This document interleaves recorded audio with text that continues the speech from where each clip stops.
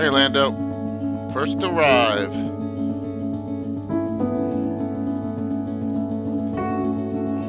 Hey, Phantom. Good to see you.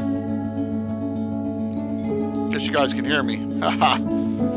That's a good sign. Still waiting for Anna, and if I have any other guests tonight, we'll see.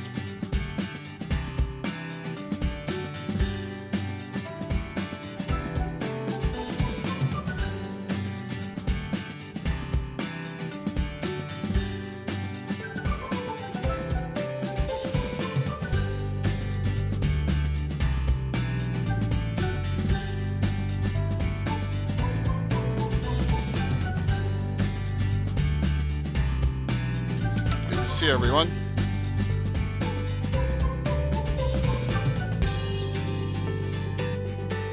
Oh, cool. Good to hear.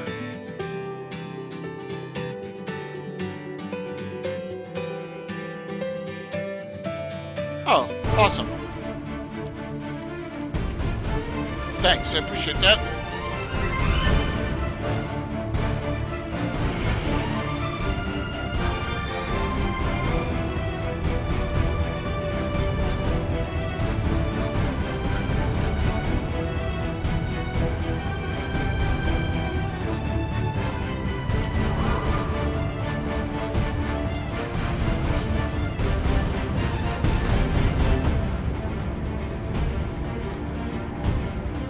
Alright, I'm sorry. What's TOA? Should I know that? I probably should. My brain. Oh! See, I wouldn't have known that. Thank you. Now, if it said TOH, I would have known. Cool. No, we started at 7 MPL, so it's just, the prelude stuff. Just so people can roll in. I am guestless right now. I'm assuming Aaron will be on any minute. But if not, I can handle it. Bum, ba-dum-bum. Now I look, I forget what button to hit here. Oh my gosh. How about this one? I think I got a reverb. There we go. Shut that off.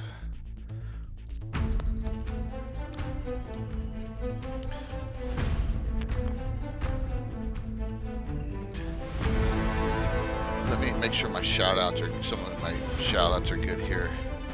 Alright, that's good. Good. Alright, that's good. Just make sure they were working. I was like, oh no. You know how that is. Set this up too, so I don't forget. Get ahead of the curve here. There's Anna.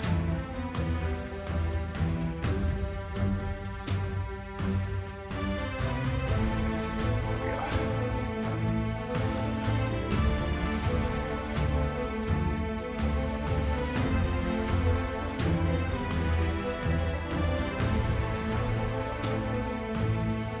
Let's see.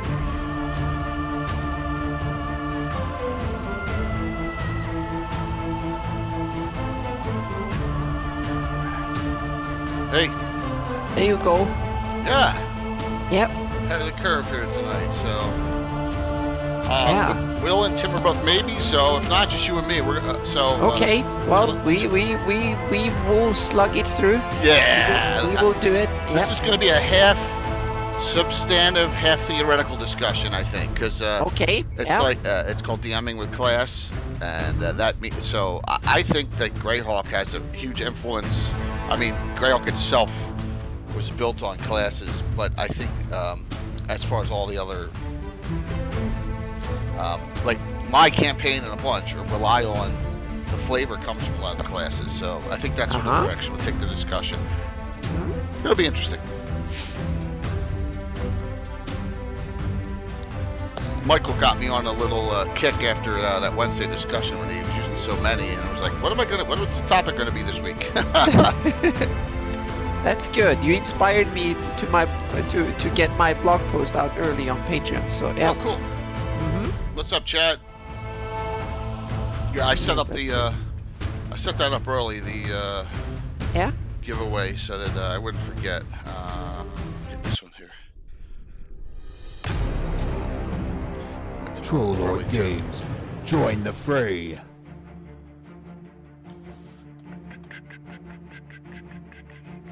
Just let me send out some shout outs now while this is going, and I hope everyone's doing well. I hope everyone's having a nice Mother's Day.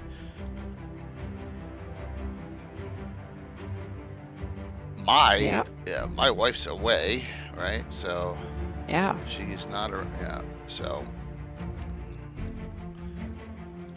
it's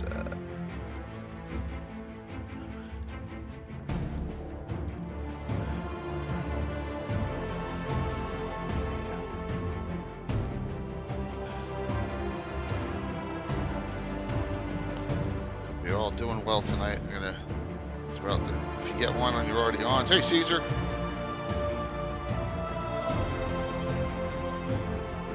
Oh, MPL. So it's Mother's Day next week, next Sunday there, Anna in Sweden? Yep. Oh, okay. That's Yep. interesting. Yep. So I get to be part of doing this All 2 weeks over. in a row, so to speak. So, yep. Well, that's cool.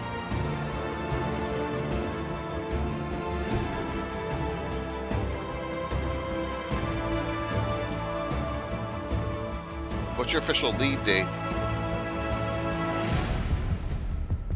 Anna, what's your official Oh, date? on June 6th. I just realized you're going to miss the James Jacobs discussion. Yeah, we'll see. Yeah, Okay. we'll see. But have a backup for that one, and we'll see if I can make it. I don't know. Yeah. Okay. So I will probably miss it, but we'll see. Yeah. I haven't. Well, yeah, I don't. What yeah. I'll do is I'll ask Eric, see if he can co-host with me. That will be perfect. Yeah, I mean, I don't know if he will. I know he's got a lot going on.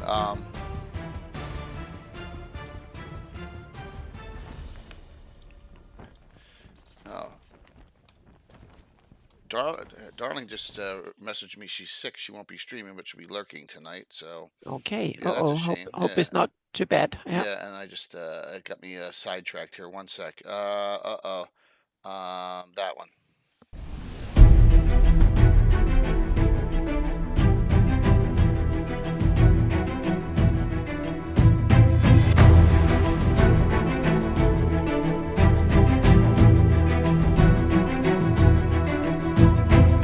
Just get through these. It's just been my son and me all weekend here, so we've been doing a lot of stuff. Which is Yeah. kind of cool. Wow, that's nice. Go. Wow, I don't know how this thing's weird how sometimes it just pumps up things. It's like, what? I could barely hear myself think there for a second.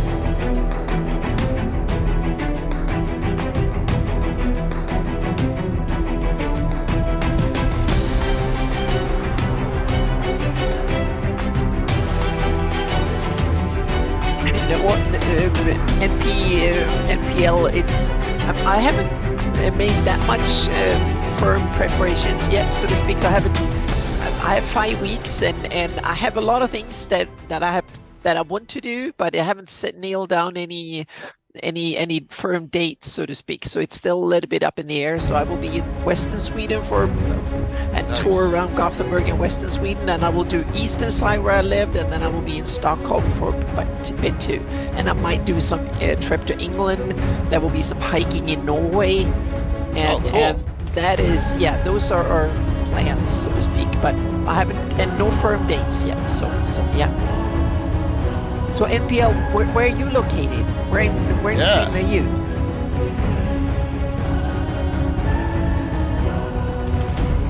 If you're in the Gothenburg or Stockholm area or something, then yeah, that will, because you're hanging out here, so it would be awesome to get together, if possible.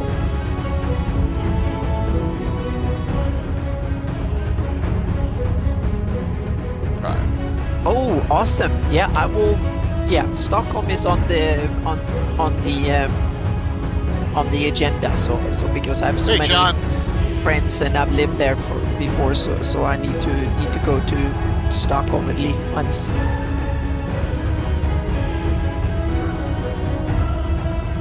John, listen to me, man. I know it's Mother's Day, and if you're tied up, that's understandable. But if you're not, it's just Anna and me now. We're talking about class. You're more than welcome to hop on.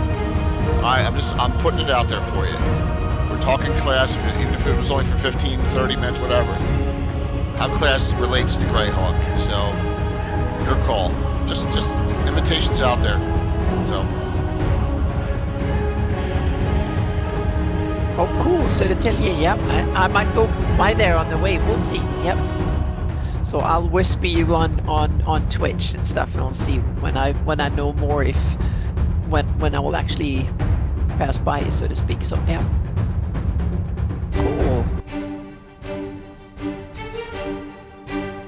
Yeah. Yeah, it's cool, John. I mean, yeah, like I said, my wife is out of town, so you have no class at all. Yep. Yes. and Joan, we're in the same boat. I'm gutting classes for my campaign, so this will be a very interesting discussion. Yep. This is going to be a little historical too. All right. I want to go back to the early days of Greyhawk. Oh yeah, and this is really interesting because.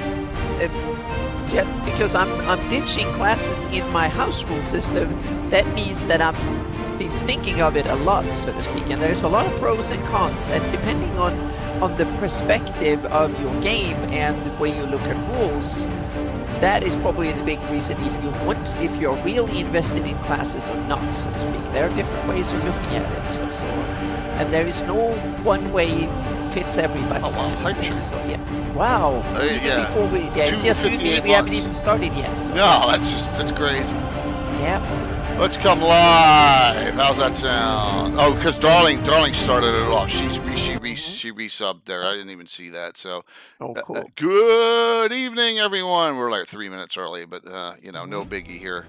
So good to see you all. I'm Jake Hitler. Oh, you can't see Anna because there we go. Boom. There you go. Hello. Yes. I'm Jake Hitler Gazumba, and Anna B. Meyer is with me tonight. We may have other people hop on. The ever mysterious Tim may, Dvorak may, John may, and if not, it's not a big deal. So we got. We're going to talk. And this discussion is on. It's called DMing with class. And that doesn't mean I'm just. Yeah, you have here. to explain what you meant, because I think there is a dual meaning, at least two meanings to this. So yeah. Mm-hmm. It is. So it's not just going to be me just sharing all my classes with you. That's not what it is. What it's going to be is, I think out of all the settings, class is the most important. At least in the early days, the old school days, and the early days of this. Right, of the whoops, upside down, the glossography and our World of Greyhawk box set. To start off, I think class is the most important with Greyhawk.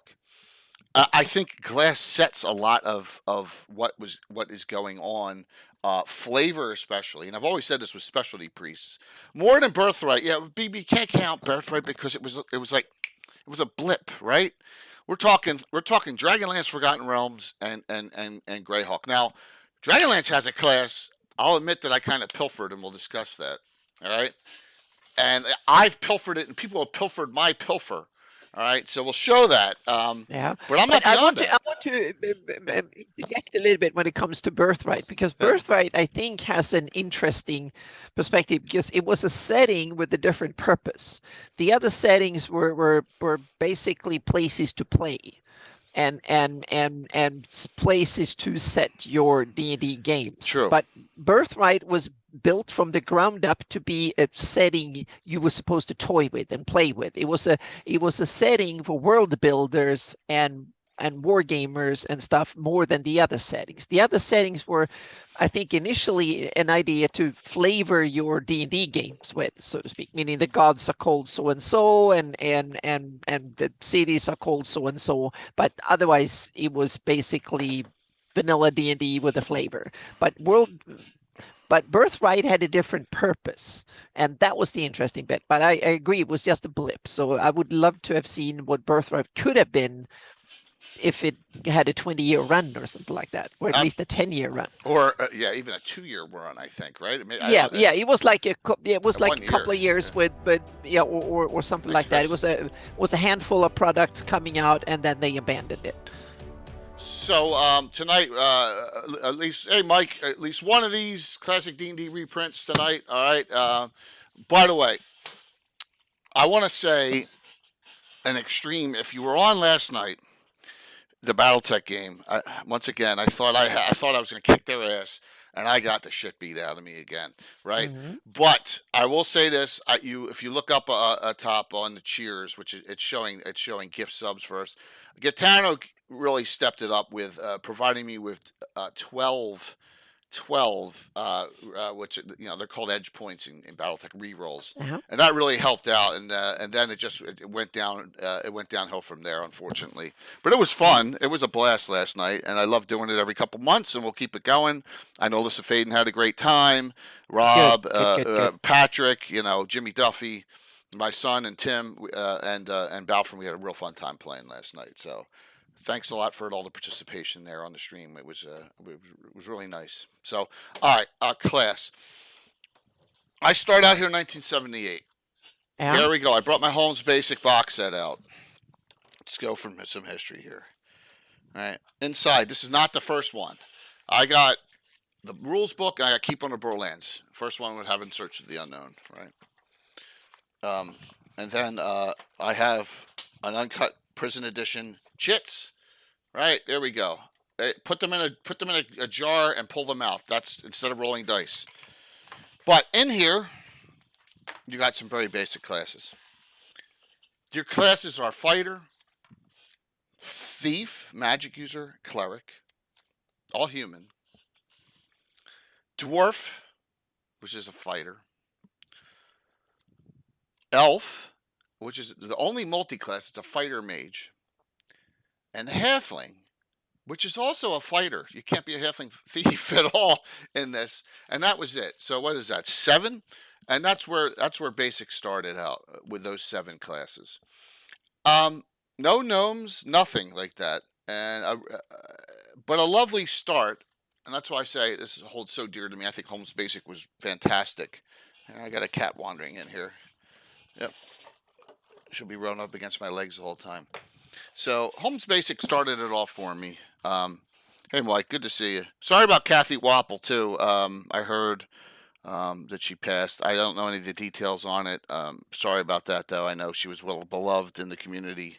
I know she had she was a crafter, her and her husband. So Halfling was a kind of rogue fighter, right? No, it's just a fighter in here, man. So my neighbor's kids had it and taught me. Yeah, Holmes was great. Holmes was really good. Now, my mind is fuzzy, Anna, which I got first. But I think I got this. I got this before. You got before Player's Handbook? Yeah. Yeah. Okay. This is 80 and this is 80. Yeah, I'm almost positive I got. Yeah, because I played for 3 years before I got Greyhawk. So we played in various it was kind of homebrew version of Middle Earth. I think what we played in, very primitive, but still definitely some sort of game setting. So and that was the interesting bit for me, because I had really good, at least for the time, really good homebrew in the first years I played. And that meant that when I saw the Greyhawk box set, I understood what it was. If I hadn't had the experience of playing in a well-rooted developed homebrew, I would never understand the benefit of having a game setting. And that's why the Darlene map and the heraldry and the box spoke to me so much when I picked it up. Moose. And it's interesting because for me, the setting have always been way more interesting than the rules. The rules have been a necessity and something that is needed in order to play the game. But the setting is the essence of the game. For a lot of people, it's the other way around. The rules are the interesting bit and the essential bit, and the setting is the cool place you play out the rules. so to speak. True. Absolutely. Yeah, and there's two, and then there is a whole spectrum, but those are the two endpoints. And most people and DMs and players are probably somewhere in the middle. But there are some people that look at it as a game that takes place somewhere, and then there's some people like me that look at it as a place that you can play in, so to speak. So And Tim, I think that shapes the way you look at things, so to speak. oh, it does absolutely. Mhm. And this will be like my mini explanation of where my mindset was. Tim will be hopping on for a bit. So Yeah, cool. yeah. Oh, that's cool that they're doing that. 20 Yeah. sides. So my first question will be a little bit later, but I'm going to say that now so you can think about it. Meaning, what constitute a good class, so to speak? And that was one of the question. And then, of course, afterwards, what constitutes a bad class, so to speak? That was one of the couple of the questions. But don't answer that until we get to that. Okay. I just wanted to get them out there so we can kind of percolate a little bit, and then please go on. Sorry. No, it's okay. And BB, you have a thing there too. We solved that, and I'll share that with you. The wizards with the sword thing. I solved that in our game. Exactly what you're talking about. We'll get to that. So heraldry. You look at this, you see heraldry, right? This is 1980. Yeah. This is a later. Yeah. Which I think was the first setting that maybe Greyhawk was early with heraldry and really did it well. So yeah. And so you have a really beautiful thing. It tells you where they're all from. And then when you come down here, and this is where I want to go to. Let me blow this up just a little bit more. We get down to this timeline. If you've never read this, get a copy of this and read the Greyhawk Timeline. Yeah, and it's in the 83 box set as well. I think it's identical in the two products, if I remember correctly. But you'll see stuff in here that you'll go, oh, okay. Like here, Battle of Emerald Meadows, right? There's the beginning of Temple of Elemental Evil right here, right? You know, Humanoids Take Pomars, you know, Demi-Human Realms. This is right in my wheelhouse. This is my area. But the storyline is so great. It's worth a read. Also, here's the migration chart.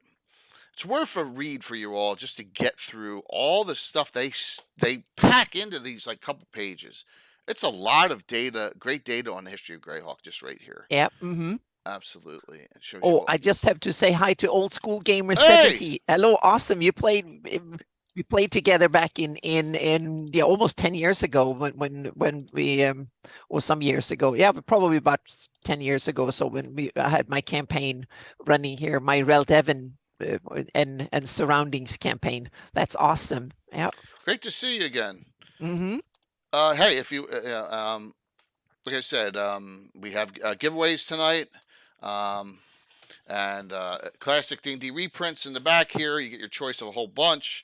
Old School Gamer 70. It's great to see you in here. Please sit back and please. We take questions and comments all the time here. This is an open, interactive discussion. Yep.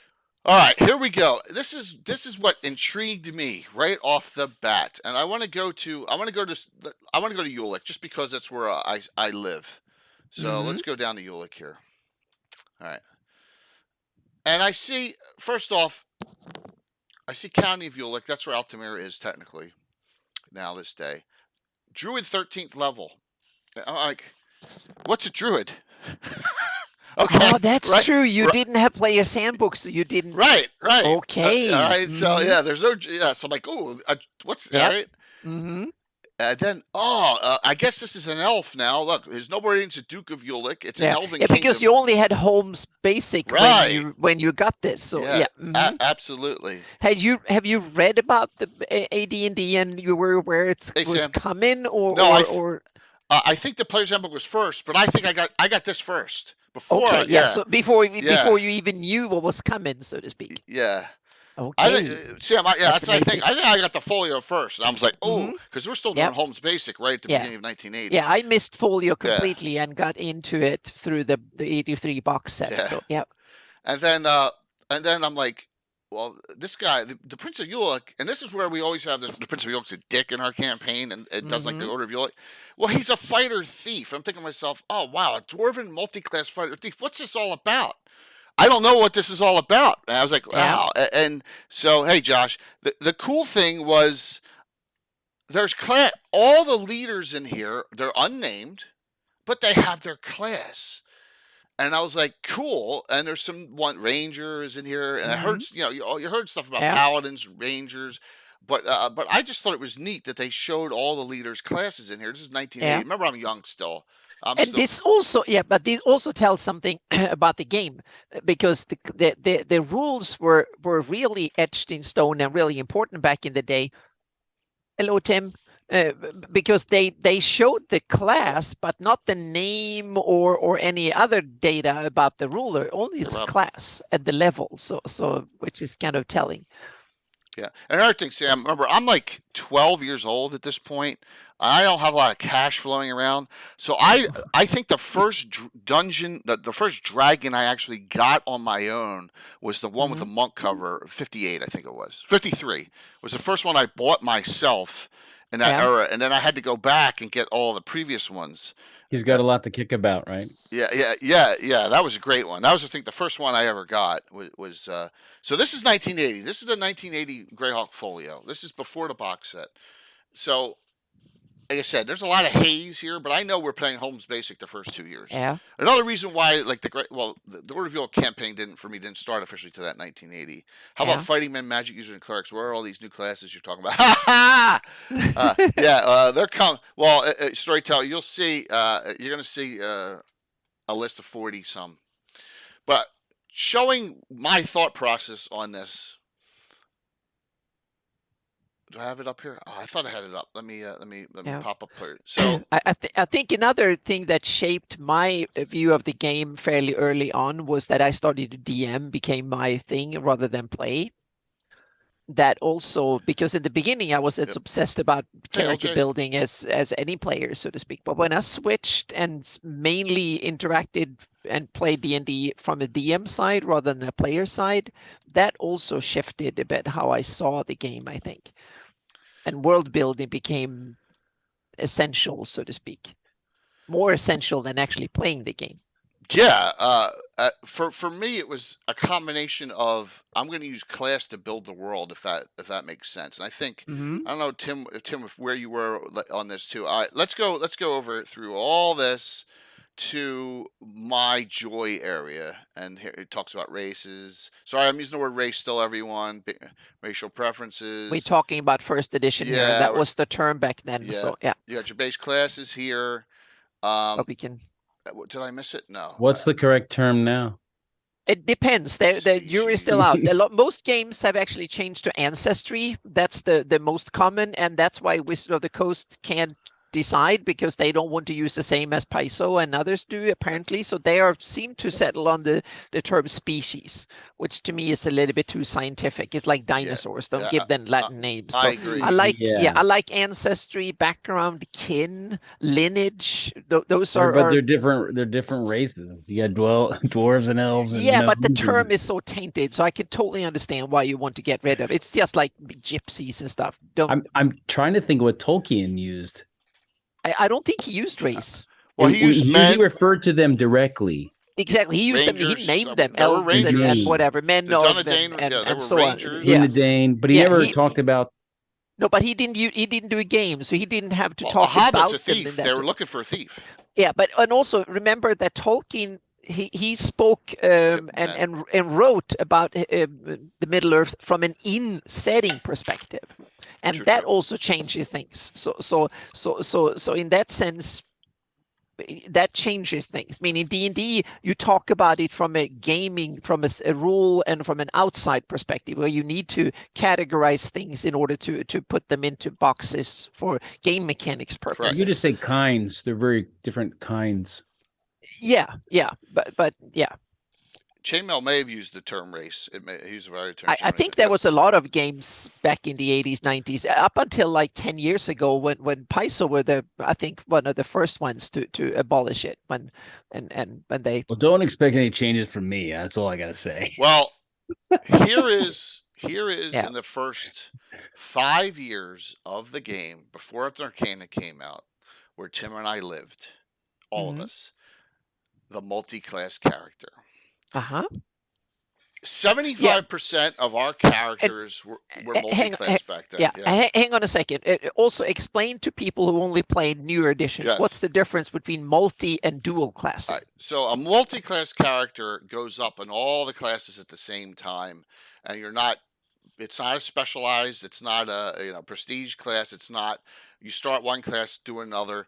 So you have, and you see this every week in my games, you see multi-class characters. Lord Gazumba himself is this right here. Oh, it's on the other side. I gotta shrink this a little bit.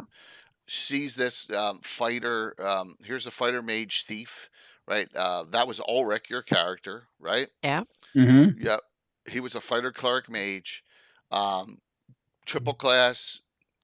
No, fighter cleric mage was Gazumba. Yeah, Gazumba was. Ulrich was a fighter. Yeah, Ulrich was a fighter mage thief. Yours. Right. Yeah, and then we had a lot of. And we saw what cleric assassin, cool. So there was a lot of options here. Yeah, fighter thief was all the demi-humans could be fighter. This was all demi-human based, right? And then we go to the next one down here, and Tim can take this away. This says the character with 2 classes. Dual classing. Career change. Career change, absolutely. Career change. But sometimes the career change would happen right at the beginning. According to me.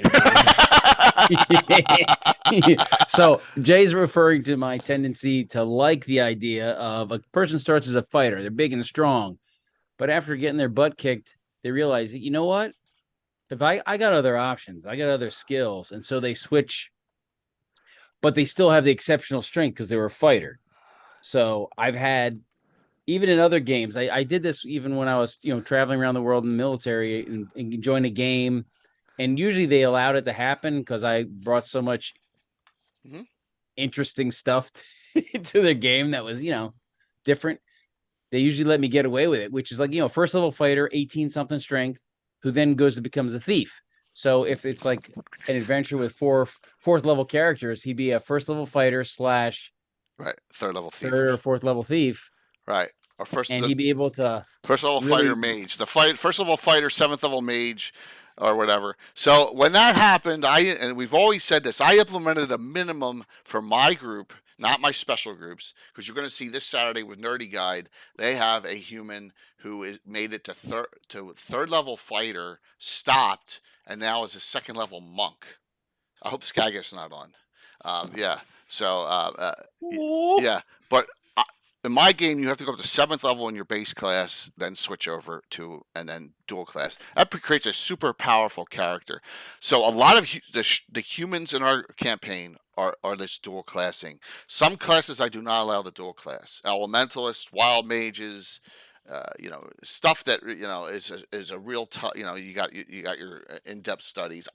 But with this, they did make one exception, and that was what. I jumped the gun a bit about triple classing. I had a storyline for my one guy, and you did allow that to happen eventually down the road when he eventually gets there.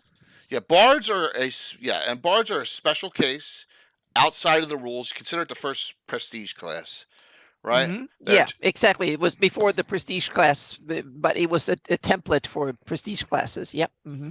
Yeah. So with this, we have this got me even more excited in 1980 to the game, because I'm like, oh my gosh, you can create a human who's a great fighter or a great ranger, and then they become something else afterwards. Did you keep the ban on human multiclass classing, or did you? Good question, Anna. Yeah, there are class exceptions to the multi-class rule based on what the class does. A great exception. Yeah, because I skipped that early on. That was like, and I skipped character limits or level caps on demi-humans and stuff. So we never did that really. Yeah, I skipped that bit, and multiclassing I was very liberal with that, so to speak. It was like anything goes except for logical things like Paladin, and was kind of more restrictive, and certain priests and clerics and stuff were not allowed. So. And some I had some faith and religions required you to be multi-class. So all the priests of Hieronymus, for instance, had to be fighters. Otherwise, they couldn't be clerics of Trying to make this Hieronymus. bigger, They but had it's to not. prove their prowess There we in go. on the battlefield before they would even be considered to be cleric material. So, yeah. All right, here's our master list as of now on classes, and then we'll talk about how a lot of them pertain to Greyhawk. So, the Yeah. original D&D bard from the strategic review were not dual class. They started playing as bards with combined power. Yeah, Rexos, I think they got so confused on what to do with bards. They wanted them in the game, but they just couldn't figure out what to do with them. And so someone said, "Well, let's put this in the appendix, and it's a test. And if we don't like it, we can pull it out." And as you see in second edition, they got rid of that first edition style, which myself, Dale, a couple other people still use, with some tweaks, and they went to this the Bard in second edition, which is terrible in my opinion, but that's okay. Everyone's got their. So there's a question about 4 or 5 streams here now. I've gotten. Look, can you dual class as a fighter, ranger, and magic? Yes, yes. In fact, Alan's character Mistis is an illusionist mage dual class. Absolutely. I'm So not a fan of it, but I'm not going to stop them from doing it when it's technically allowed. Yes. I have one is Skeeve's wife is that, and Oh yeah, she's the first one before. Yeah. yeah, Yeah. and also one of my friends in college, he ran an illusionist until they were defeated by a high secret order witch. Right, that campaign ended that way in that battle. Good one. And then later, when I started a new group and he joined us, they actually found the physical. They found her physically imprisoned. It was an imprisonment spell that stopped her, and they actually found the nodule by accident underground and rescued her, and she became a magician. She just said, "I'm going to study magic," and that way that character could join a low class, a low level group. Hey, Curtis. And still adventure and not use illusionist, or you lose the experience. Yeah, you lose the experience. So illusionist manage that way. It was fun. One thing I liked about the box set, the computer game, Icewind Dale 2, especially, you could dual class in that because it was still on that 1E 2E rule system, and you could create some really strong characters. That's the one that I don't think has been re-released because they lost the initial code to it. But it was a good game, and I remember dual classing was allowed in it. So from this evolution of 43 years, we have this list of classes, and you have your races across here: human, half elf, gray elves, dark elf, sylvan elf, wild elf, mountain dwarf, all dwarves, gnomes, halflings, half orcs, half ogres that are in our game, and then the corresponding class that each can be. There are some that are unique classes, some that are created, all the way down. The tilde means special permission from the DM required, right? All the way down. And one's an NPC only class still.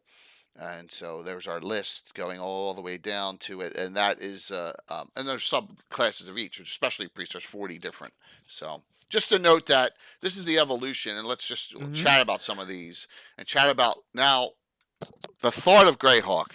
You have Greyhawk, and you have a world with all of these. And by the way, we have references. This is Casey helped me do this. Casey Brown about a year and a half ago. Where are the references for Dragon magazines? I will share the Dragon magazine references for each of these race. There's also, I think it's Gabbin 107. I think it's 106 or 107 that I did that on too. But a lot of these classes that we utilize are available in Dragon magazines with some tweaking, of course. But that is available. So I will share those if you have a question on where does this class come from. So we get to the point. It's 1980 and the early 80s, and we're playing, and everyone's multi-class. There's humans playing paladins and stuff, and then there's all our half elves and elves running around. Some dwarves, right, and some halflings and some gnomes. Everyone's multi-class. That's think of it. Is there a single demi-human you remember back then, Tim, up to Unearthed Arcana that was not multi-class?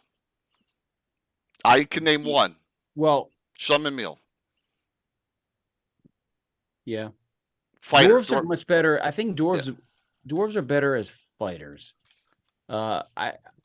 I don't think they're. I mean, thieves are good mechanically, but I mean, I just, as far as culturally, with the cultural way they are, and the way I kind of think of them as thieving is just not one of those things. I mean, they'd rather kill you and take your stuff as a fighter than sneakily steal it from you. Yeah. Yeah. So I guess that I was actually thinking though, Jay. Yeah. I was thinking my originally an elf was a fighter mage in the basic, and the only other person I knew who had a straight fighter elf was my dad. My dad had a number of NPCs and other characters he had made that were like a fighter, which kind of makes sense. I mean, not they don't seem sneaky either. So Right. that part, yeah. Yeah, you got to remember, this is before the era of weapon specialization, which changed the whole game on fighters, right? Changed it completely, made them so much more powerful. So everyone is going to, I just saw Hawk was my Gazumba's best friend, Hawk, fighter thief, and Gazumba fighter clerk mage. Devitt, fighter clerk thief. Andrus Philandrus, your gnome, illusionist thief. They're all, Schlemmen was the one I can remember specifically, which was a dwarf fighter. And then I know we rescued a dwarf in G1, I think. Remember my dad ran the G1 for the low levels? Mm-hmm. And hey, Amy. I think it was Kelvin Claymore, which I played as an NPC, and I've used him. He was a straight fighter. Rescued. So that evolution comes, and then in I'm getting dragons at this point, and I see all these new experimental things coming out, and it's really exciting, right? Let me see if I can flip it back here. It's really exciting. First, let's go. Let's step back first. Let's step back. That's a good dragon magazine, right? When Best of the Dragon Volume 2 comes out, which I get. And then I had no knowing about this until I read, which is in this time frame too, the cartoons on Phineas Fingers, right? So, and if you don't know anything about Phineas Fingers, try and find a compilation on Phineas. It's freaking. You're wrong if you don't. It's hysterical. Phineas Fingers is I said turtle, didn't I? The LG got me. Phineas Fingers is hysterical. Here's Grond, the anti-paladin in there. And I'm like, cool, anti-paladin. What's that all about? And then you had the ranger. Was it Board Flack? Board Flack was the magician with the wand of automatic missile fire. Yeah, that's right. He had a machine gun. Yeah, it was and submachine gun. The halfling guild, the halfling thieves guilds, the evil halflings, and the whole thing. It's hysterical. But they have an anti-paladin in here, and then hello. I'm Arnold the Watchseller here to sell. The Arnold the Watchmaker here to sell. It's Phineas, kill him. It's a great cartoon. Definitely find a compilation on that. So, but when we go here into this, and it starts out right at the beginning, and I know a lot of people have discussed this, and they are chaotic evil, right, Rob? They're not lawful evil, John. They're anti-paladins are chaotic evil. Good. They're chaotic evil. They're anti-paladins. Paladins lawful good. Yeah. Anti-paladins, chaotic evil. Single at least fighter. Okay. Because they're not nice to each other either. No, they're not. That's a great illustration, except the spurs. They look too much Wild West for me. This is the Boot Hill era too. Maybe this guy was going around. No. Yeah. Anti-paladin warhorses get bonus damage trampling on helpless people. That's true. And so they like riding over people. That's why. Yeah. So they go. Good point, too. It's a great illustration. I love it. Yeah. Good got you down. Try this for evil. Yeah. So, and that is probably Rex Fellis. Is that a multi-class option or dual? So, and every game's gonna be a little different. I like them. I like the devilishly handsome and the sly ones. They're even worse. Absolutely, they're way worse. And I like you know me with my love of. Does this say go to another page? Oh gosh, I hate this in the old right, ones. Jay. You know I like those. I know. I learned my lesson early. Oh, hi, Kixano. Yeah. Hi, you want to come to my party I'm throwing? Yeah, sure. Well, that's where I learned the 3-stage and I put the 2-drink minimum up against an anti-paladin, right? And remember Alyssa was there, and she's like, and Anna's like, I'm going off.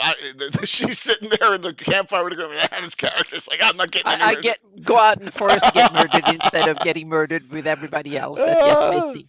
Yeah, poisons and stuff. So the first, and notice this class was not on, this and Deathmaster are not on my list of classes because they're forever NPC. No one's ever going to play them. I was going to say that they're not classes technically because they were not supposed to be played by players, I guess, because I guess that's the definition of a class, is that it's something that's going to be used by the player in order to play the game, so to speak. It's a game mechanics for players. It's a class of villain. That might be. And that's to me is the interesting bit, is the concept of class. It's because it has a D&D history all in itself, which I think it's really interesting. But I think that Greyhawk benefits from, just for me, this is for my campaign, the class itself. And I'll give you an example. So here's the Anti-Paladin, the first one that, well, this is actually the second one that drew me in. I think you all know the first one that drew me in, right? Archer. The Archer, by far. And Len Lekofka's Archer is just, it's just, and it's in Best of Dragon Volume 3, which I gave a ton out to everyone, and here's the tables for it. The Archer is, and we made that a playable player character class by far. But, so, and that tended to pump up the damage that output on certain characters, and then we were happy that from the State of the World Emperor article right there. Oh wow, that's pretty interesting. I didn't even know that. All right, so I'm bouncing all over the place here. All right, a bad guy class, which I can incorporate, and Tim can incorporate in his campaign. I'm like, this is awesome. Assassin tends to be a bad guy class too, but it was in the player character class listing. But I don't want them playing assassins, so hence why I created a bounty hunter and as one of the things. So when we get to this point, I'm like, how can I use this in my Greyhawk? And I'm going to use a recent example. All right, a recent example of how I use Antipalents in Greyhawk. And let's go to Lord Mistrine. I think Anna even likes this idea. So Lord Mistrine, 15, 18, whatever level he is, 18th level neutral evil fighter, probably from the Great Kingdom, has his domain around him. So I expand on Mistrine. Well, what does Mistrine have? He has a bunch of daughters, right? Kind of like the guy in Enter the Dragon who has all the women around, the assassins, right? The kung fu master guy. Well, so he's got. Thinking about Winter's Coming. Game of Thrones. Game of Thrones. When they go up north and they have that horrible dude that has a harem of women out in the forest. That's my kids. That's the barbarian version of Mistrine. I see Mistrine. I see is more civilized than that on the surface, but as much of an asshole in reality. But he has more of a civilized varnish, so to speak, meaning his living standards are higher, but his moral standards I see as probably about the same. Yeah. So there's known at least 2 to 3 daughters of Mistrine, and I've had all of them as anti-paladins. Now, what does that mean? That means that they're out there causing whatever trouble they like to cause. Yeah. Whether it's wreaking havoc amongst Narwhal or amongst civilized lands, or just enjoying inflicting pain on people or whatever. Yeah, you're giving me some interesting ideas with that. I'm going to use that so awesome. Good because when you said that he's such a and I agree on that part, but then you say, oh, he has daughters and stuff, that opens up interesting possibilities. Yeah. Oh yes. And the one adventure I'm going to go Freudian so deep on that one. That would be crazy. Yeah. Jay, there's probably too many because they probably would have killed each other off. Well, not if he had a master plan here to have. I was going to say separated him out. My poor Mr. Ryan can Every have all the nursery. master plan he wants. If he has a bunch of angry daughters, and then he's in trouble, big trouble, more big trouble than he can even imagine, and he can imagine a lot, so to speak. So yeah. Yeah. So when we get on a little tangent here, and I appreciate the. Sorry. No. This is great. No, I was talking about in chat. There's a tangent Gotcha. from old school gamer 70 who says talks about all the other. I don't like all the Paladin article. That one article of the Lion Paladin and all those, but Yeah. there's substitutes. Eric Boyd has and we use this class today. It's called the Crusader, and it has the diametric alignments. It's in the original Deities book for Forgotten Realms. I think it's genius. It works real well in our campaign. It's kind of a hybrid character. Then I have a knight class too. Yeah. Cavaliers, if you look in the Art Arcane, it could be any alignment. It just says they start as good, but it can be. I think that's stupid. Actually, I think they can start. There should be. It's evil. because the chivalric principles that people Yeah. are generally taught generally were good. It's just that people. Ivanhoe. They're all. Yeah. The But guys he's fighting. But Yeah. it's interesting because Paizo made with Pathfinder 2, they took that curves. idea and took it further and renamed the Paladin class champion, meaning they Okay. are fighters that fight for a cause, so to speak. They're not just like technically good at wielding a sword, meaning they get powers beyond the fighting ability because they're fighting for it could be anything, a god, a demon lord, or some other mighty dragon or whatever it is. And Paladin is the lawful good variant of the champion. And The I best really like that idea, so to speak. The idea with champion, now I've gone even further because I've chopped it up, but we can get to that later. But I like that idea. And that article turned me into those ideas of doing it. So I diversified my I had back in like 20-30 years ago when I started running Greyhawk, I had specialty paladins just like you have specialty priests and clerics. So I had specialty paladins. So each god and religion had its own fighters, so to speak, that were a version of the paladin. So I gave them special powers and so on. They could be magical or otherwise as needed. Or they were basically a sort of multi-class character with built-in, meaning they were fighters that had to take a couple of levels of cleric. They were assumed that they had done their studies. Otherwise, in order to fight for the church, you have to, and for your faith, you had to understand your faith. So they were war priests in that sense, or vice versa. In Hieronymus, it was the other way around. Every cleric of Hieronymus had to be a fighter and be able to hold their own on a battlefield. Otherwise, they were not even considered priest material. So yeah, It's a lot, and please note the following. I said this in this is based on my 43-year experiences of the game and the evolution with Greyhawk, on how the way my DMing style, as far as I'm developing worlds and I'm developing power structures and a lot of it has to do with the characters and the classes of the characters, right? The mages are super, get to be super powerful, high level. Yep. Yeah, because that is probably the whole idea with classes, as far as I see it. Because we have to realize that classes comes probably from the wargaming roots of D&D, meaning they wanted an easy way both to tell players what they wanted to play, meaning I want to play a sneaky character, or I want to play someone who can cast spells and wield magic, or I will.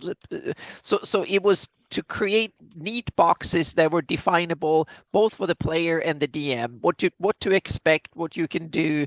And it was also, I think, a way of making sure that everybody didn't do every role, so to speak. It was like what 4th edition put to the extreme when they made different roles for different character types or classes. So one was the controller or the striker or whatever it was. That was going to the extreme, but it's and that was the wargaming roots, because it was a way of they were counters on the battlefield in a way, and then they inherited the class concept and he came into it. And I think classes are really good, especially for one purpose, for beginning players. you can tell to the DM, I want to play a spellcaster, and then there is Yep. like a recipe for spellcasters, and you can do it. That's the huge benefit of the class. And the first 10 years when I played, I couldn't even imagine the game without classes. And then it started to dawn on me that they felt more like shoeboxes you were locked into. And then you started doing archetype subclasses, and you started mixing them, and then it was like, yeah, so that's when I started abolishing class, and now I've taken the full. But that's it's interesting style. because exactly, it's a way to play the game. That's yeah, it. That's it. Yep. For me, it's been so developed over the Yeah. years, and my guys revel in making up new classes as we go back to this list here. Yeah. And Tim does too. And let's I know we don't have them prepped. Do you see class, the role of classes as essential? Meaning, are they like a spellcaster or sneaky one, or what are what are the criteria in order to form a class, so to speak? So when do you need one? That's a great question. Yeah. I'll give an example of the biggest one that what Michael was using, and Gary Holian's playing.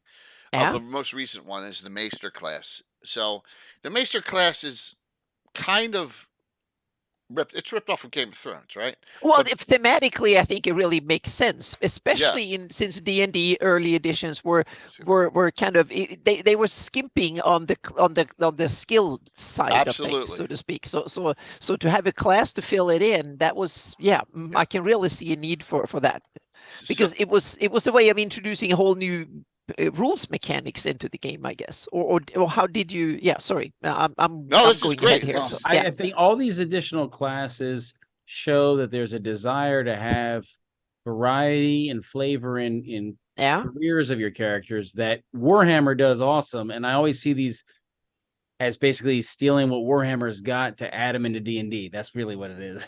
Yeah, because it's cool, right? And we're all stealing from places. So Bill the Master Crafter did this class up, and I know Michael changed it a little bit, which is great. He's the only one I've really given this out to, because there's a version of this going to go in the CNC Free City Altamira box set. Okay, so this is going to be a Castles and Crusades. We're going to do Bounty Hunter, Inquisitor, Undead Hunter, Maester, and if I can get enough spells, Shadow Mage. All right, they're the ones that are going to be added in. But from this, here's a multi-class exception. Human. In order for these to use these and not have these guys, you remember the Cloistered Cleric article, everyone? Hey, Phoenixy, good to see you. Where it just says, well, this is the healing cleric, and he doesn't go out anywhere, and he stays in and doesn't do anything really. The Cloistered Cleric was thanks, Shattered Saint. Thank you so very much. I did not want this class to be a Cloistered Cleric class. So what we did was, Bill and I talked about it, and you were allowed to multi-class in one of the 4 base classes: Fighter Maester, Cleric Maester, Mage Maester, Thief Maester. Experience is split, you go up real slow, but that way you have a playable class. It's worked really, really well in the game. You have a scholarly adventurer, right? It's they're scholarly. There's some sort of academic advanced knowledge and they also do some adventuring type thing also. It's great. Yep. So Mac, that is a great question, and it appears that some of the 3 prestige classes were stolen from my 1E, 2E classes. In particular, the Dwarven Defender is just like the Shield Thane. I mean, and we had that before. It's really funny. 18 classes are complex enough that they are hard to keep balanced. That is true. And that is another thing why we constantly play test them. So this is one example of a class that, there was a need for it. We want to add all these. We want to add armoring. Did you add any new mechanics in this class for the Maester that was not, meaning you added skills in a new way, or any other type of mechanic that no of the other classes had access to? Absolutely. I'll give you. We made, and I left it downstairs, but we made rules on alchemy It's small. How to make potions and healing potions are easier to Yeah. make. With yes, you're muted. You'll be back. Is that what you said? Be right back. Yeah, my Okay. dinner arrived, so I'm gonna That's all right. That's cool. Yep. Grab some food. See you dude. later. All right. be right back. He'll be right back. So the answer is yes. This edits the game. We made some rules on alchemy. And that is something that I Yeah. think is really cool to add in, and that's one of my criticism, both against 4th edition and Pathfinder 2, and to some degree Pathfinder 1 as well, because all magic is basically spells, and a lot of it is whatever. It's all, and it's both a pro and a con. I can totally see from a gaming perspective that from a rules mechanics that is kind of interesting. It's good to put everything so it works the same way, because it's least easy to understand it, easy to learn, easy to use, and you can double check that power creep doesn't go in and take over, so to speak. So that's the pro, but it makes it kind of a boring game if everything is presented and using exactly the same mechanics. So it's more like, and that is interesting that you open up a new. That was one of the strengths in 1st edition AD&D, was that there was so many subsystems that worked in different ways, that did things in a completely different way of doing it, that both make it level power creep, and it made it complicated, but it also made it kind of fun because there were so many different ways of doing it. So there's always an upside and a downside to everything, especially when it comes to rules and stuff, meaning add complications can be fun, but it can also be tedious and math heavy and so on. Simplify it and it might get boring. So yeah, it's where there's only so much attention and time at the table, so you need to kind of put it where you want it, so to speak. And Gattani, you make a great point. I'm going to give you an example, and a Greyhawk example on this too. That's a great point, Gattano. 1 second. So if you look on this list, the tilde here, special permission from the DM, that means they're kind of being play tested. Renche's kind of been dead. I have that on all my classes. I had it, yeah. Every campaign I had to pre-approve every character concept, so to speak. So yeah. The ones without them, I'm going to have no problem with them immediately going to. But if someone wants to play, like for example, Bill has a Shadow Mage Assassin half orc. I'm allowing it. It's in Harby. I'm just going to let it and just see how it goes. I would. That would be something I could very well allow in certain campaigns. I might even consider to have half a party full of critters like that. But to me, it's very much dependent. I might run a drow campaign in the future or something. So where people, and the next one will probably be an elven based campaign. So this one was no elves, and next one might be only elves or near elven king or elven related or something. Patrick. Yeah. So, Rex Fellas, Tim's got a scout. I may have it. It's not on my list, but he plays a scout in my game, and is one of them. And scout was in Dragon somewhere. It was. And he changed it up. Let me see if I have it here. Yeah. It's basically like a wilderness rogue or wilderness thief in some ways, I guess. Yeah. The scout, a thief without the thieving. Yeah, it's like a thief for the wilderness kind of thing, like a rangery thief type character in a way. And Shattered Chink, that's a great thing too, is to have that option for people to make up other classes. You get ideas from it. All right, here's an example. Let's see if I do this without crashing the stream. Rangers.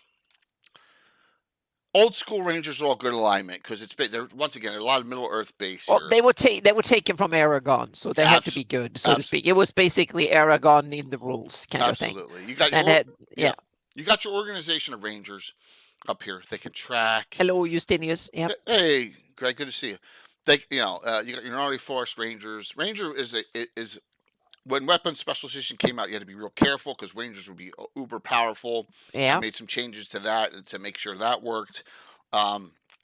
Bows, they can be. Hang on a second. Just same. I'm almost forgotten, and a lot of people that never played Old Edition might not even know this. What is the benefits of weapon specialization? What do you get from having it? Yeah. Here is the weapon specialization. So I think I have it up here too. As we go back to that, it changed the game drastically.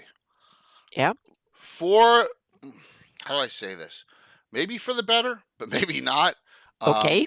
Yeah. All right, let me bring up Unearthed Arcana. Yeah, because it came in Unearthed Arcana, right? Came in Unearthed Arcana, but there was something in first edition player's handbook as well that I think was weapon specialization, but or maybe not. no. This is I haven't played it in 30 years, so I might be wrong. So yeah, You're right, please. Sam. But here's the thing: it said fighters and rangers, but not paladins, and we're like, so. Mhm. Oh, thanks, Patrick, for doing that for Anna. Yeah. Thank you. Let me see where is this going to be in here. Unearthed Arcana changed the whole world, our world. I missed it. Yeah. For some of the better and the worse. Particularly, these charts are ridiculous. There's my wife. Anna, take it over for a minute here. My wife is calling from away. I'll be right back. Okay. Yep. Mm-hmm. Damn, now he abandoned me the worst moment, so to speak. I have to explain a 30-year-old rule that I'm not really familiar with. But yeah, so it's kind of interesting. I think Semwise, I think you summed it up. +1 to hit, +2 to damage, and plus an extra or half an attack. And I think the extra attack is in many ways more beneficial than, or extra half attack than the actual bonuses. And the other, well, I can compare it because I'm in my house rules. I'm currently working with the same concept, so to speak, meaning how much do I want characters to be able to invest themselves in be combat specialists. And my idea is to try and kill two things with one stone here, because you have one of the key concept you get with fighters and rangers and other martial characters in 5e and in a lot of the other ones is that you get multiple attacks.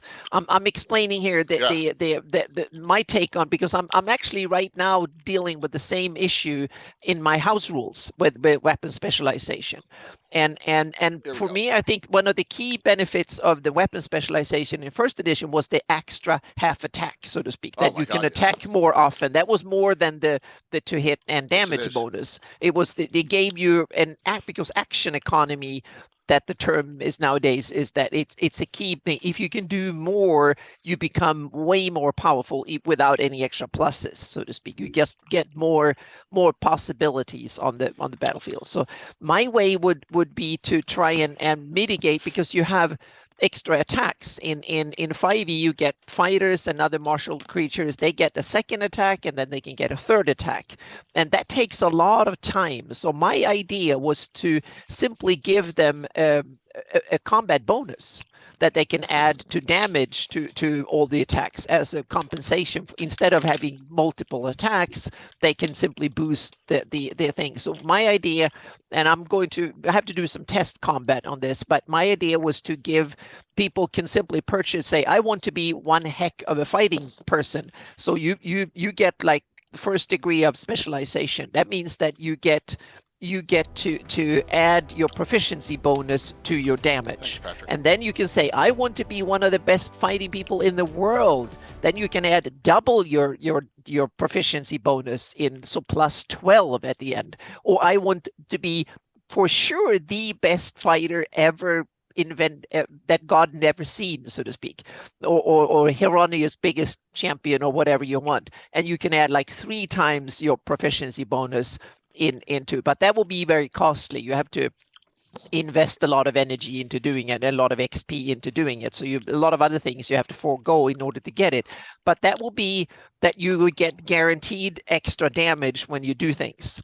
Tim, no one cares if you eat live. But on the other hand, you will save, because it will speed up combat. It will simplify combat, but still make you very effective, so to speak. So that's an idea I'm toying with. I have to test it and see what happens. But it's been tested, Anna, and in the Baldur's Gate 2 computer game, you can go up to 5 specialization slots, and that was a 2E era thing with fighters and archers and stuff. But so stack.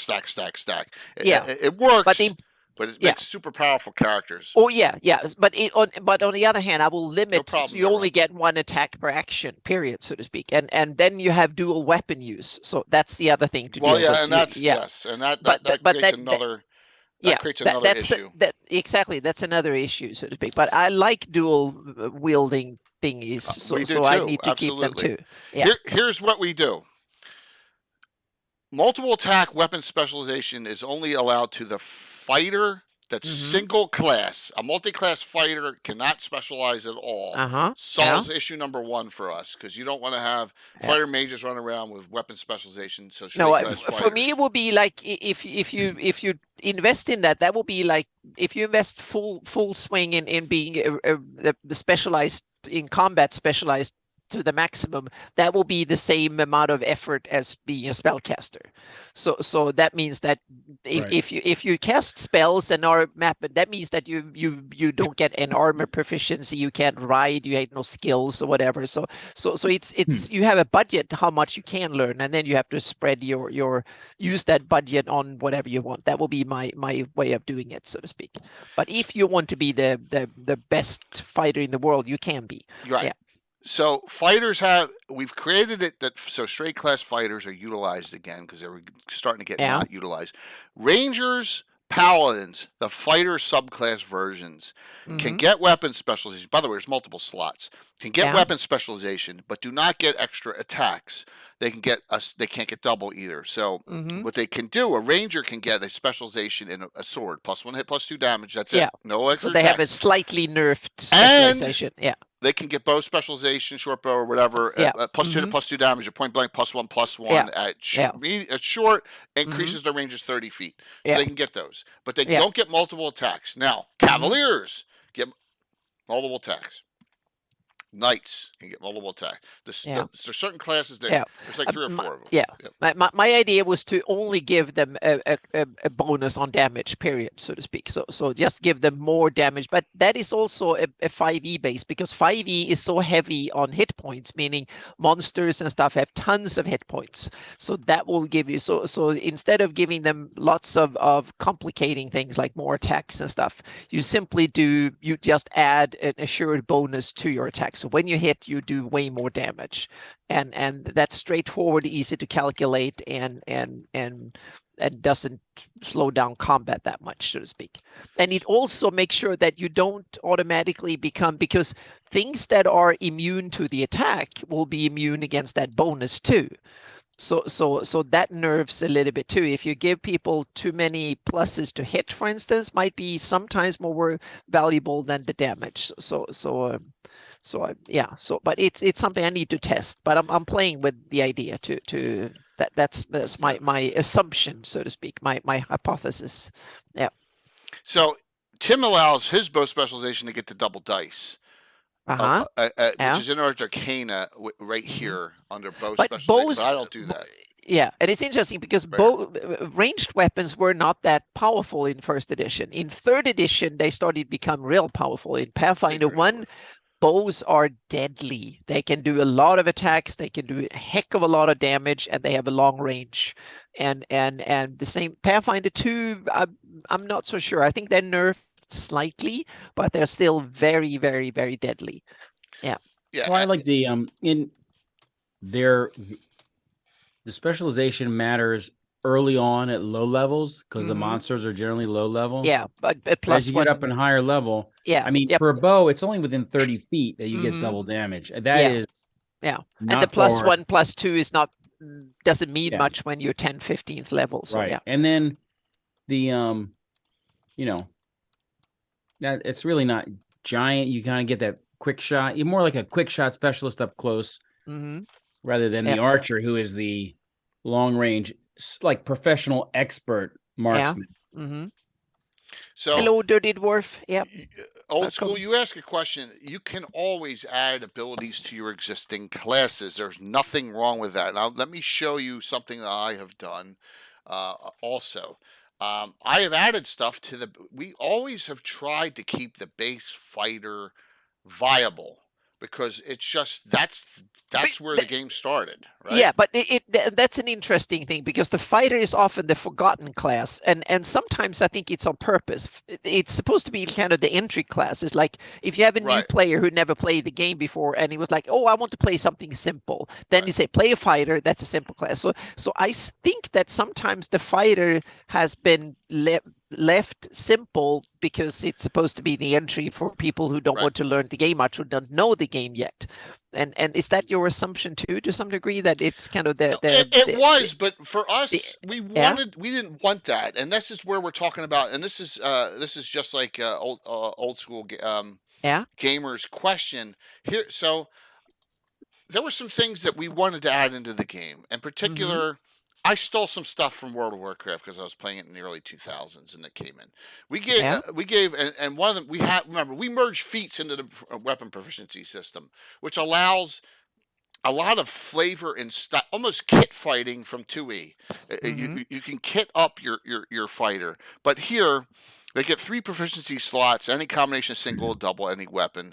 All right, there you go. And then here's your attack rates for fighters. But then we added this for straight class fighters only, not multi-class. The battle and demoralizing shouts, right? Basically, you're insulting or you're giving people around you, and it's only a +1 to hit or a +2 to hit 8th level, and a demoralizing -1 to hit at 4th, -2.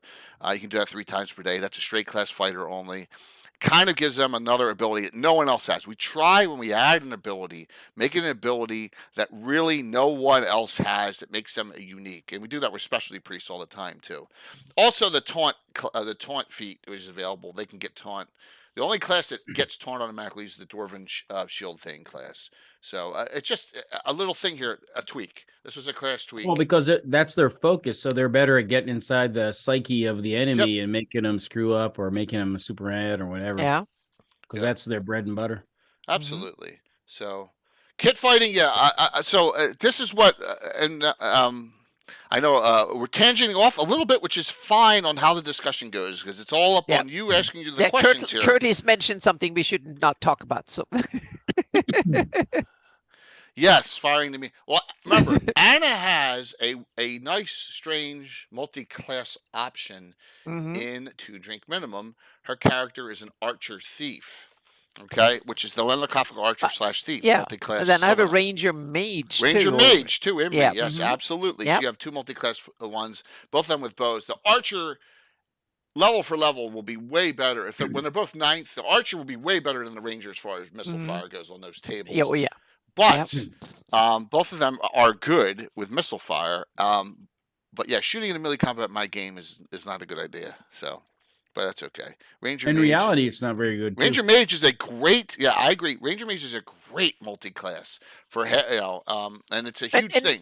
And it's kind of interesting because Ranger in old school got wizard spells, so at high levels. So that was part of the Ranger was surprisingly spell heavy at high level. They took, what was it, like 7 to 8 level or something before you got spells from the Ranger? You got druidic spells at a certain level, and that's another change we made. Rangers get druidic spells now at 4th. So straight Rangers get them at 4th, not multi-classes as well. And if they're straight class, they get their I think it's 7th or 8th or 9th they get mage spells. Way off. But as far as Greyhawk goes, the Sylvan Elves that like Imri and all the other ones that a lot of the special group players that we have all hail from the Sylvan Elven realm of the Axewood, which is here. Another Greyhawk flavor. So we have a ton of multi-class rangers, ranger thieves, ranger clerics, ranger mages, all coming from this area of the Axewood because they're all venturing in Altamira or the area in Ulick or Pomarge. Another thing, so you see your Sylvan Elf archers coming, in my campaign, coming from here. Now, we do adventure with them up here in the Vespi. You may get some up here, but for the most part, the Sylvan Elves of the realm will either come from Axewood or the Gnarly Forest, one of the 2 areas. And just giving you an idea on flavor of class and Greyhawk. Yeah. What were you gonna say? So we have a couple of good questions about shooting into melee. How I handle it, I wanted to my instinct is to say that if you roll a nat one, if you fumble, then you hit an ally if that they are within cool. the firing ranges. That's my instinct to go with. My players are, a lot of them are 5e based, so they were like, oh, you do that. But so that's been, but I haven't nailed it down really hard rules. But I have that my basic rule is that if you fumble, then you can hit an ally, so to speak. So that's the ally have to make a saving throw. That's been my way to go. So the ally have to make a saving throw to see if they get hit or not. So that's been my basic way of handling it. But I think there should be a penalty to using a bow. There should be a risk of hitting an ally, so to speak, if they're in the vicinity or fighting together. So, but I think it should be a little bit less. But that is also compared to the bow, meaning if the bow is like in Pathfinder, if the bow is as powerful as it were in Pathfinder 1, for instance, that the bows archers are really powerful, then I think you can put a higher risk on it. If you nerf the bow, then nerf the risk as well. They should go hand in hand. If the benefit of using a bow is really high, then the risk should be high too. That's my go-to in that sense. I'm going to show a picture here. This is from Thursday night. Now this is staged, okay? Yeah. So here is Tom's archer character. All right. There's a fight here. This enlarged Deragar with two individuals here, and if he shoots at just look, this is just, and once again, this is where my war game mini base campaign 1E2B comes from. If this character shoots and misses here, well, what's the look? They're facing the rear, so it's just common sense for us. If you shoot into melee combat's not static, so they're all moving, and he misses, he needs to re-roll because he on the rear armor class of whichever ally is randomly decided, he may shoot them in the back. It's just part of the game. That's just to show you as an example.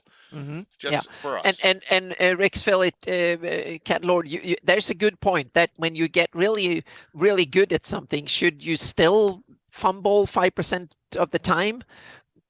It's an easy mechanic and a cool, easy way of doing it. But their Pathfinder 2 has an interesting, they have both a crit mechanic and a fumble mechanic. That is, if you miss by 10, you get a chance to fumble. And if you hit with more than 10 needed to hit, you crit, so to speak. So that means that the better you are at something, the more, meaning when you're really powerful, it's easy to roll 10 more than needed. So you crit a lot, so to speak. But if you fight something that you're on par with, you only crit on about 5% of the chance and you only fumble. But a really, really powerful, skilled fighter who's fighting things that are beneath his stature, so to speak, or skill level, he will hardly ever fumble because he will almost always, he would never roll 10 under.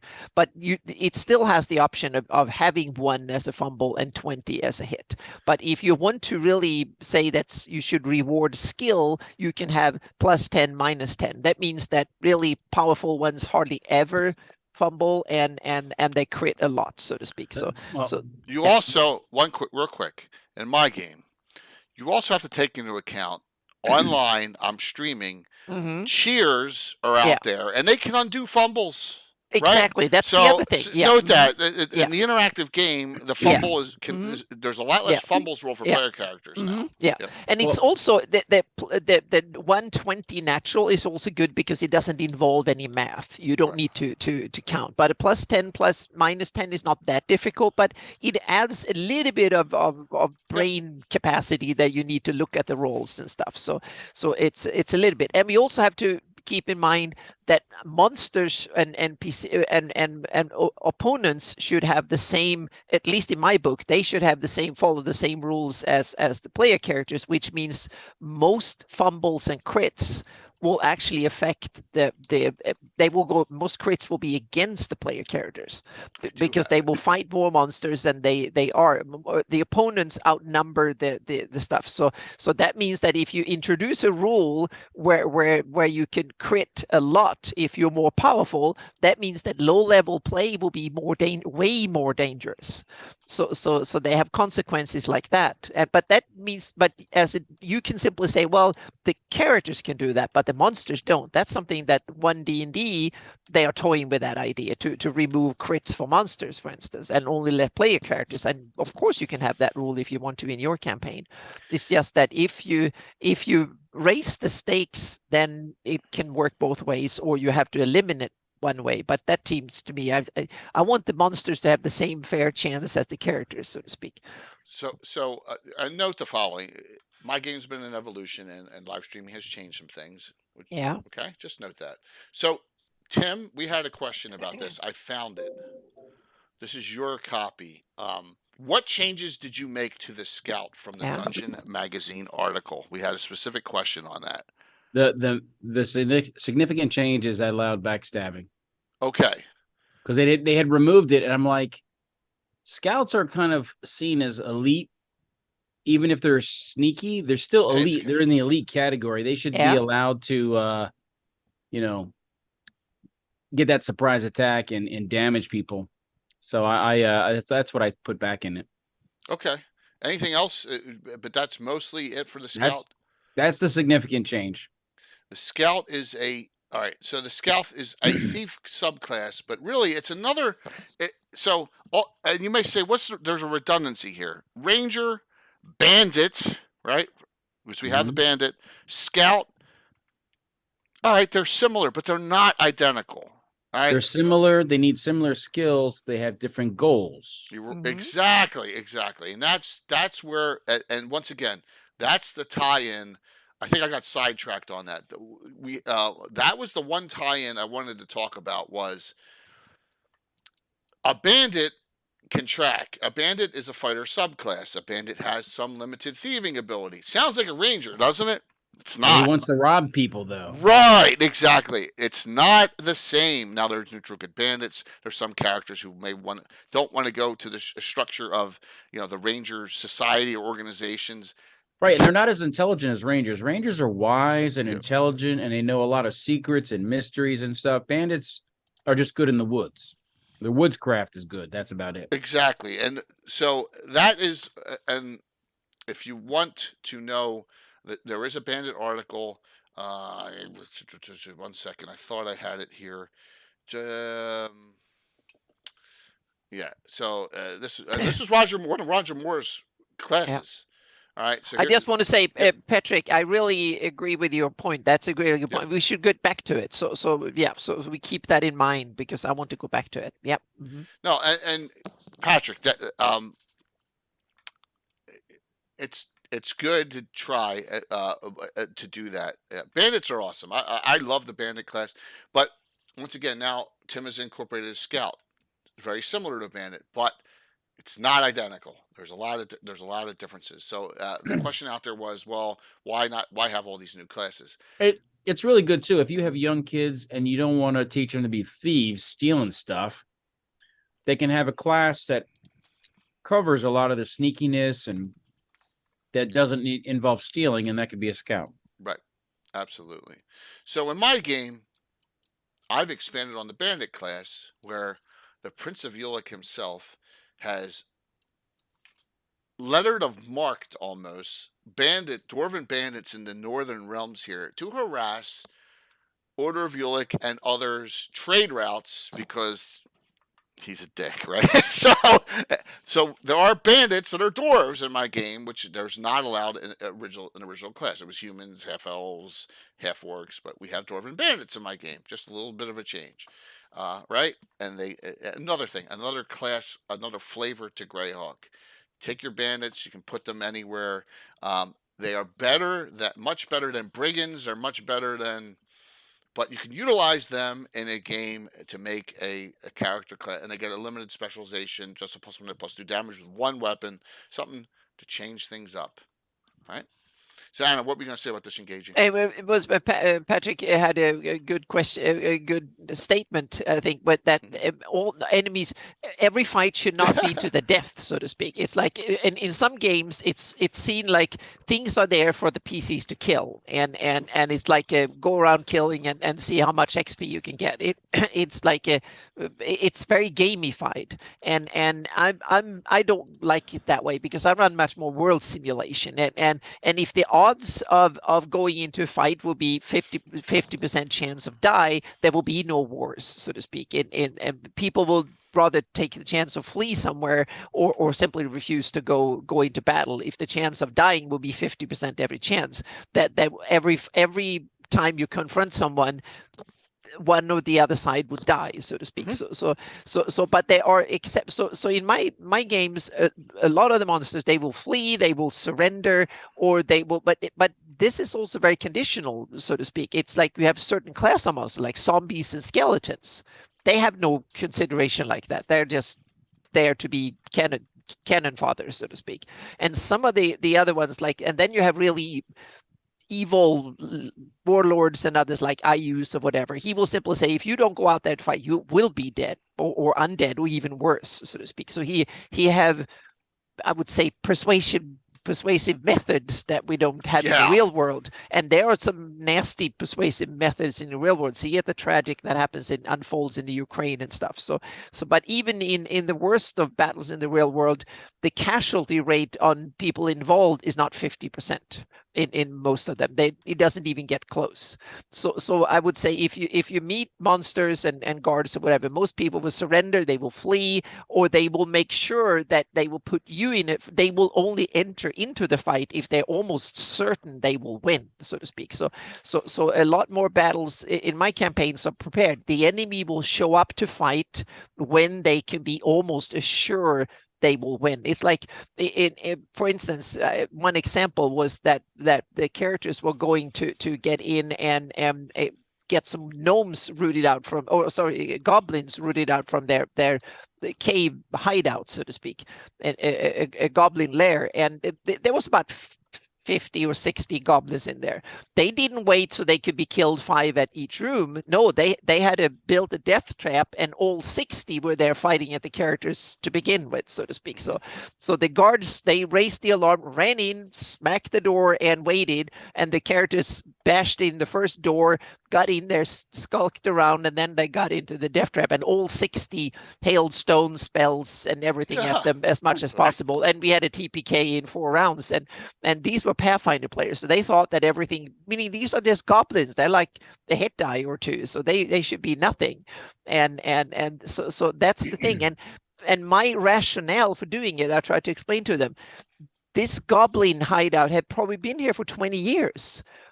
There is a reason. If it would be that easy to defeat them, they would never have existed here in 10 or 20 years. They would have had to live somewhere else. They forgot that quantity has a quality all its own. Exactly. Yes. Yeah. So but that is also depending on how you structure your game and what the purpose is. If you want to have fun, play with friends, killing things and get the treasure and the XP, there's nothing wrong with that. Most of D&D games in history have been played that way. It's been often fun. I've played for decades that way, and I've had a lot of fun. But now I want to play in a different way. But on the other hand, my way of looking at it also overcomplicate things and makes it too serious at times too. So there's that's okay, Anna. Yeah. When you have one adventuring group with everyone with one character. Yeah. Because then it's week to week the same group. Yeah, but near TPKs are difficult when there's no backup characters. Well, that's true. That is true. Yep. When we have 27 adventuring groups, meaning you can. It's tough. It's a lot. It's a lot tougher to go in. But if my players had that many characters, there will be a TPK every third session, so it will be bad. Yeah. Tim is a softie. That's funny, Katana. That's a concept. That's just because he was trying to bait the guy the last time we played. He was trying to get his character killed, and Jay already knows what the guys are doing. He was right on in his comments, and that is. They don't want to risk the casualties because this is not the real enemy. The enemy is the IUs, and they're not going to risk stupid casualties for no purpose. So I am not a softie. I Yeah. killed Anna's character almost. Mm-hmm. Yeah. Pushed her off a Yeah. cliff. Yep. She got pushed off a cliff. Mm-hmm. Yes, and God rest his soul. But I Jason think it, Simota's yeah, I character, think it's too. that's an aspect of how you want to structure your game, and the reason you play, so to speak, and the reason we play are different for different players and different groups and stuff. So, and that needs to be acknowledged, and that's the cool thing with D&D. You can play it in so many different ways, or role playing, fantasy role playing in general. There's so many cool ways of enjoying the game. So, and as long as it's like sex. As long as everybody involved have fun, then you're doing it right, so to speak. So that's It is a badge yeah. of honor for Tim. Yeah. So, let's give an example of a class that was published in Dragon Magazine that I've taken, that I love, that is allowed as a player a PC class, and how it's utilized in my game. So let's go to number 73. The Duelist. All right, a great. Some say overpowered, but it's not really. But it's a character with a class with flavor. Yes, so to speak. A lot of flavor more than.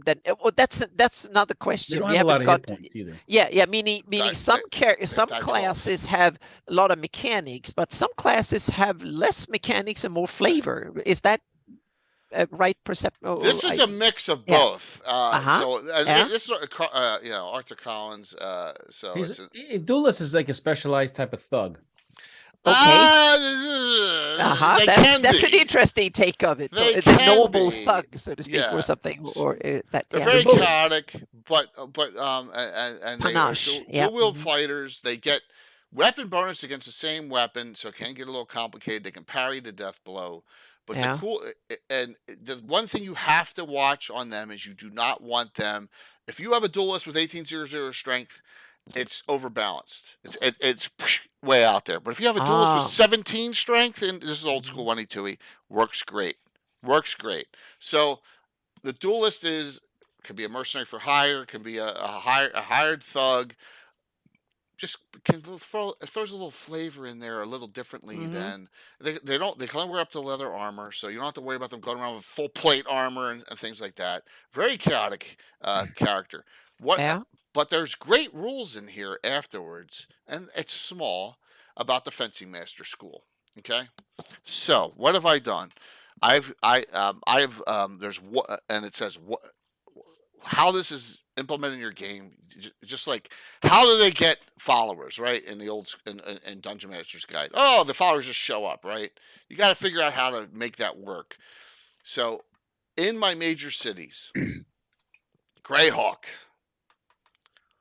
Hardby, Altamira, and the fourth. Now we have Narwhal. It is a very complicated. Trying to keep a little bit. Casey, a little bit, but that's where I come into play and take care of all of it, right? Right? They all have a fencing master school where you can go and get training, and you can get this +1 if you are outside and pay for it and do, take yourself out of the game and do that.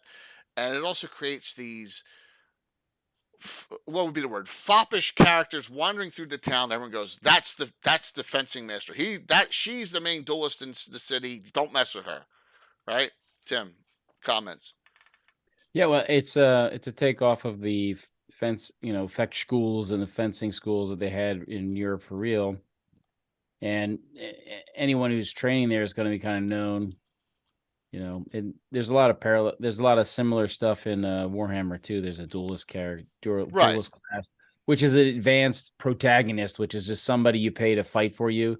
This guy insulted my wife. I'd like you to go and punish him. So they kind of show up, find an offense. You offend, and then they smash the person they wanted to, which is kind of what that article looks like it was set up for.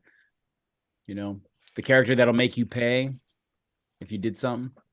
Right, absolutely. And we've had this. So our first ever duel is Gilliam, who's the most powerful one in the whole campaign, who is out of Carwood. So actually there's 5. I forgot him. Alan's character, Garth Warmonger, is half-orc fighter cleric who thinks he's the best fighter in the world. Remember, challenged him to a duel. It wasn't to the death. 2 rounds. And that was the end of Garth is like, completely the guy disrespected the hell out of him and kicked his butt, and that was funny. And to this day, it's like, oh no, he cheated or something. I was like, no, he didn't cheat. So does AD&D have about the right number of PC classes, or do you prefer much greater? Much greater, I prefer. Would you rather be close? No. Rexel, great question. Here's my list, right? All my are allowed classes and their subclasses. I will put in as many classes as I see that works for us. You're almost in Pathfinder 1 level, but they have like 62 classes or something. That was in the official books. I think it was more than 50, and people started 43, complaining. I think I have. Yeah. 43. But so now you need to go into the question. What constitutes a good class, so to speak? Meaning, when is a class a good class, or what could be then seen as a bad class, so to speak? Meaning, what are the characteristics for a class being good or purposeful or useful? It serves a purpose for the game or campaign that's going to add the flavor that is different. An example. So flavor is one bit. Flavor is like we have 2 subclasses of Paladin, 1E, 2E now. Now remember, Paladin, I have 2 Paladins. We'll get into another discussion. We've done it on previous shows. Okay. We have the Cavalier Paladin, the Studi Jousting Cavalier Paladin, and we have the Fighter Paladin for 1st edition from the original Player's Handbook. The True Paladin. The True Paladin. Yeah. I like way better now. Of this Paladin, there's 2 subclasses, Inquisitor and Undead Hunter. Some of you out there have played them in games, so you know the powers of them. I've run them in campaigns that I've done at GaryCon and PAX Unplugged with a lot of fun.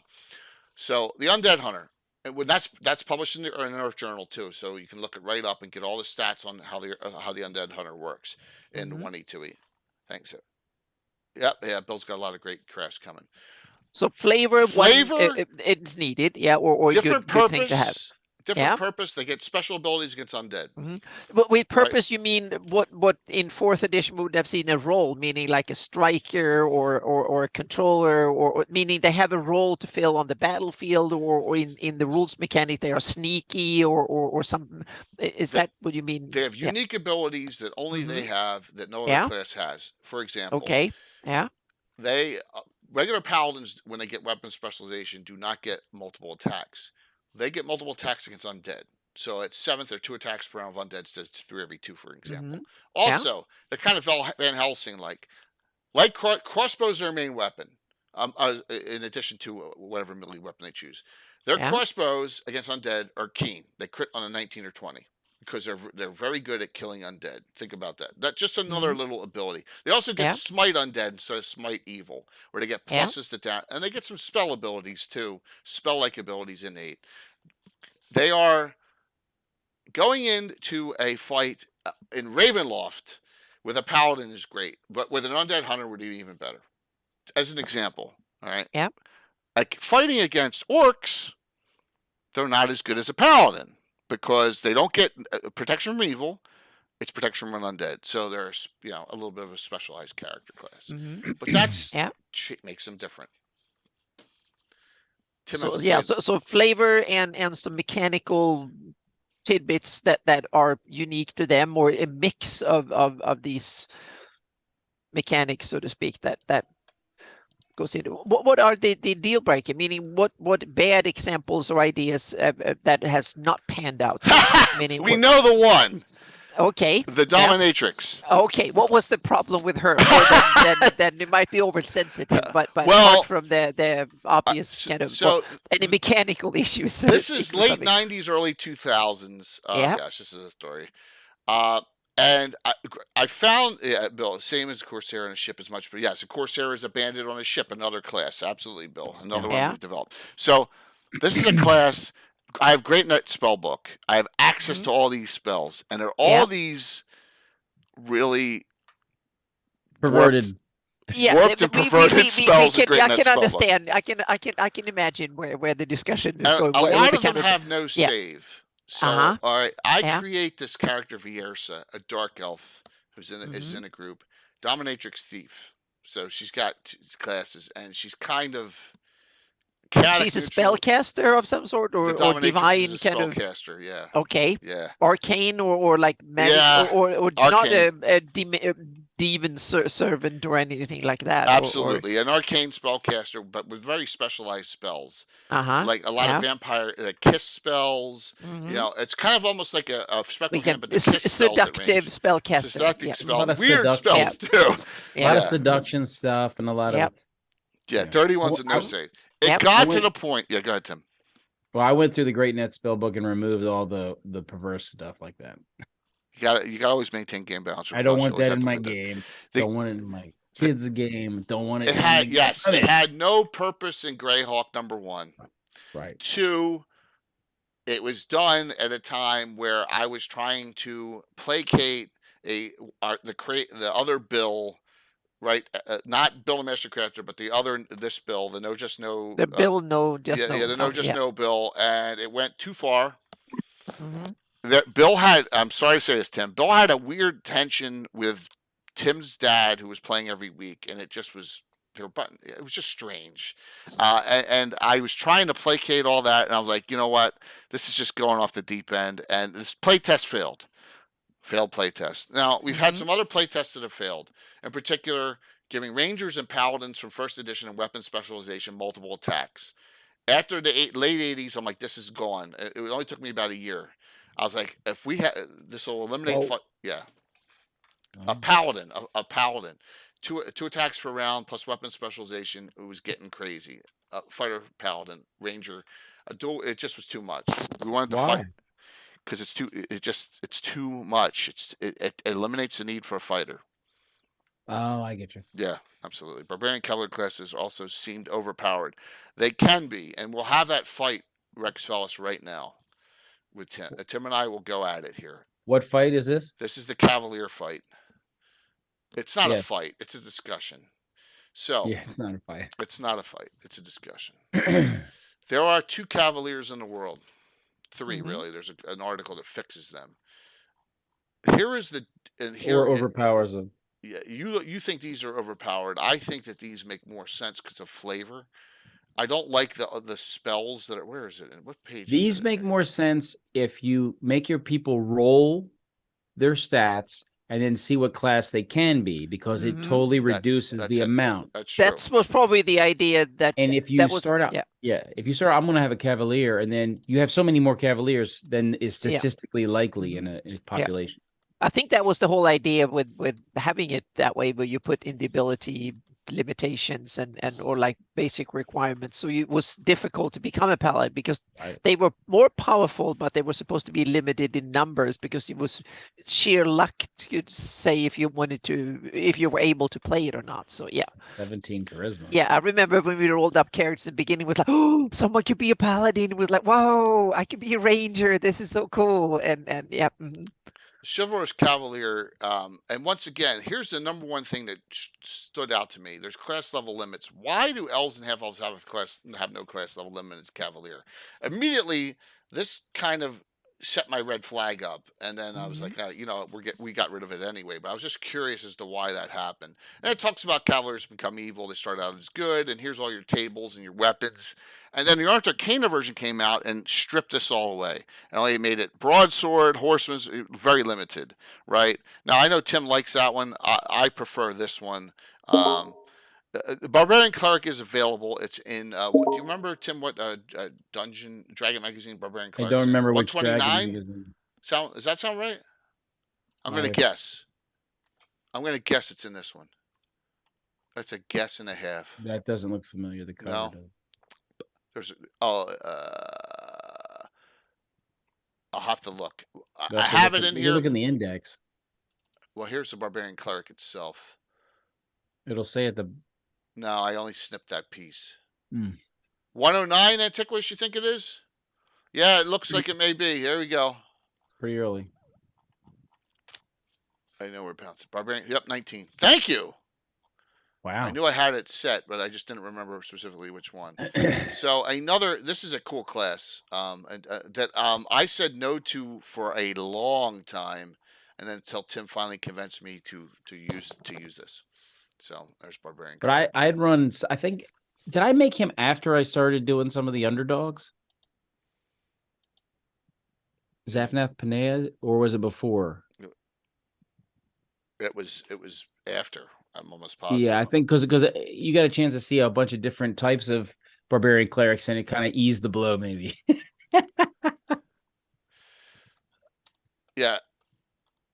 So, Garner, in a 43-year campaign, where one of my players has 76 PCs, it gets to a point where when I'm running this 28th adventuring party, I'm not gonna make these guys just roll out. If they want to play something, and I need play tests, I'm gonna let them do it, right? So we're not randomly rolling up. Also, with all my special groups, I want them to come in like your daughter or Nerdy Guy this weekend coming up. I want them to play what they are excited about and fit them into the stats, and that's what I'll do right now because I want the old school excitement to keep going here, and so that's where why do you want me to kill their character? That's not nice. My gosh, oh my gosh. There's point buy is another way to do it. I trust my players now when they create new characters to roll it up and and then I'll nick some downs and make some changes and things, but. There's a lot of offering and options in an evolved game, as Aaron says, 1.j. But this is a great article here. There's some things you can change. There's some neat new spells in here. Also, they get to summon some really cool Nemesis spirits. It's a nice class. I thought it was too much over the top at first, but then I get soft in my old age. Well, it takes a lot of experience points. It does. Yeah, it's even more than barbarians. I don't think it's more than barbarians. Barbarians are 6,000 to get the second level, and I think barbarian clerics are 4,500. I think. Casey, I am probably too generous with stats, but rhetorical question back. Difference. I got to be doing something right to still go and or have the 1,000th adventure coming up soon. but Jay, you also do. Meaning, I handle a lot of balancing issues in campaign, so to speak, in game. But you also do some meaning you don't allow rests, and you very rarely you get on spells and so on. So you nerf a lot of stuff that way too, so to speak. So you're not. Meaning some DMs they basically they nerf a lot of things through the rules, or you nerf like me. Yeah. I'm the one that nerf more in game. I simply, if they go through, then I won this war, so he's determined to win the next, so he's setting more. So I will send, if they cut through the first one, the more successful the characters are, the beefier monsters will come their way fairly quickly. So that's my way of balancing it. Yeah, I think J2 for you. I don't think min-maxing pays off as much as making good decisions and the decisions you make for the character placement and maneuver and things like that. Some of that I think that matters more than whether you have 18 strength. Mm-hmm. Yeah, and meaning game balancing can mean a lot of different things and can be handled on using very different ways depending on your play style. Meaning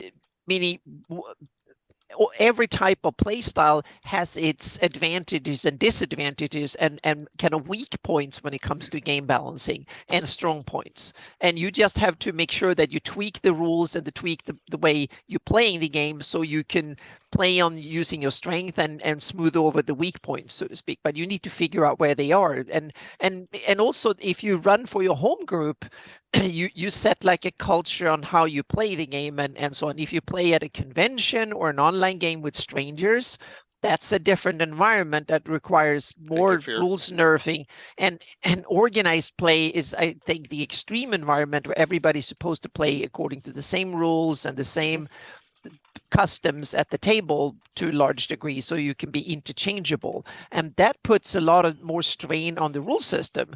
Meaning, I'm developing rules for my home campaign for the players that play in that. That means that I don't need to nerf the rules anywhere near as much, because I can nerf the conditions I'm playing in and keep the box tighter that way, so to speak. So the whole thing I'd say about tying into Greyhawk is some of these classes, like the Duelist, has a purpose. I'm going to give you another one that's more specialized that, Anna, you said you've been looking into. So as an idea here, and here we go. We have crit wall, and you've already placed this in mine a long time ago, and that was the shield reclaimed Yeah. location. Mm-hmm. This is an actual reference that you can utilize. Mm-hmm. There you go, the Bastion of Yep. Faith reference. Now, with this Bastion of Faith reference, you are going to get, and this is by Bruce Cordell and Eric Boyd, did a lot of the work here. You're going to get characters. You're going to get spells. You're going to get the location set. Mm-hmm. You're going to get 2 specialty priests, 1 Heronius and 1 Hexters in here. And a recommendation. Yeah. I placed it right where they said they. So Anna, your thoughts on this? I know you said you've been delving into this a little more. The coolest thing I found in this module is that there is a plot or backstory to the Heronian faith in this one that I took the seed from this one and I run wild with it, and whoa, I shouldn't say too much because the players haven't got into it, but the idea is that there is like a Trojan horse in the Heronius faith at this temple. There is an old dead cleric of the or the hero of the faith that that was kind of fallen from grace, and he's like a dead fallen paladin that holds some tokens of the faith that has gone evil and it's brooding as a monster. He's almost some sort of death knight or something, and he's brooding there under the temple, so to speak, and he can come back and it's kind of that keeps like a lid on the faith, or there's like the hidden evil in the good, so to speak. And I like the idea to some degree. I haven't played it out. I kept the story, but I'm going to use it in a very different way. Oh, but I cool. kept the story. So yeah. So even if my players know the story, they will still don't know how it will unfold in my campaign. But I think the story is fantastic. I love stuff like that. But I'm not going to use it as written, so to speak. That will be more than one twist to it, but it's really cool written. It's awesome stuff. Yep. Yeah, and in a way, it's going to sound awful. Yeah. It is much better for you and me and all the other people who love this that it wasn't an official Greyhawk publication. In a way, yes. Yeah. Because now it's not canon, and we can do whatever, and not have to. We can do whatever we want with this. Yeah. Yeah, but it's weird that they didn't put a Greyhawk logo on it, because it Right. is more Greyhawk than half of the modules that do have a Greyhawk logo on it, because this is as much Greyhawk as Hamlet or any. This has whole chapters of Greyhawk lore in there. There are names, there are kingdoms, there are religions, faiths, churches, all sorts of stuff. The whole 9 yards. All sorts Yeah. of things. Yep. And you got It's very cost, setting centric. It's a very setting. It's almost like a source book in way more than an adventure. But I love the plots and stuff in there. Oh, now we're getting into the juicy bits. This is the Ferranti. I love the story of Ferranti. And the other cool thing is there's so many cool names in here that I will use for naming things in Critwall, because Critwall ties into this story. Really So it's really cool. It's the Bastion of Faith. It's a second edition. This is a second module. edition by Bruce Cordell. Yep. Yeah, Bastion of Faith. Look, and what's his name is on the front. Braveheart. Mel Gibson's right on the cover. Mm-hmm. Yep. So, yep. And it's really cool because it is part class and mechanics and stuff, and a lot of lore in there, and the lore is in a lot of ways some of the best of really good, well written, and a lot of cool stuff in there. So it's not the way I want to twist plots, but I must give them an A or at least a B+ on putting the plot and stuff in there. It's really, really cool. Yeah, it gave me a lot of inspiration. Yeah. Yeah, he did not state that when I had him on. I don't know if I asked him that question, Sam, if he came right from his campaign, but we know. Oh, thank you, Razmataz. Thank you so very much. We know this for a fact. Oh. Eric Boyd has specifically said on multiple times that he wrote the Hexter and the Heronius Specialty Priest for this, because he's the father of the and so when I use these right almost verbatim with some very minor changes for my Specialty Priest for these two. I think Bruce Cordell works for Monty Cook Games, if I remember correctly. So so he's in the business. He doesn't write D&D anymore, but he's definitely in the system. RP. Yeah, exactly. Cypher and Numenera and stuff like that. So Monty Cook. But it's a wonderful publication, and one that I'm saying that from that thank you Dark Elf, really nice of you. From that, you get the Specialty Priest class itself. I know we had done a whole discussion on this, but I have 2 from the Slavers. We have Kellenin and Merlin in here. We have 2 from Bastion of Faith. All right. I use the evil. Is in the NPC one, but all the rest I've made up myself. So note that when they're good like these, I'm gonna just copy them in. Oh, by the way, no, there's some Earth Journal ones in here too, like Jeremy, that's Earth Journal. But like Ralashaz, I made up myself. Wastri is actually in an Earth Journal, so I took the Earth Journal one, but I added my own spells, right, Curtis? Like Wastri's Blessing. So go ahead, Tim. At some point, I don't know if I sent it to you or not. The one I made for the the Thunder Spirit. Yep.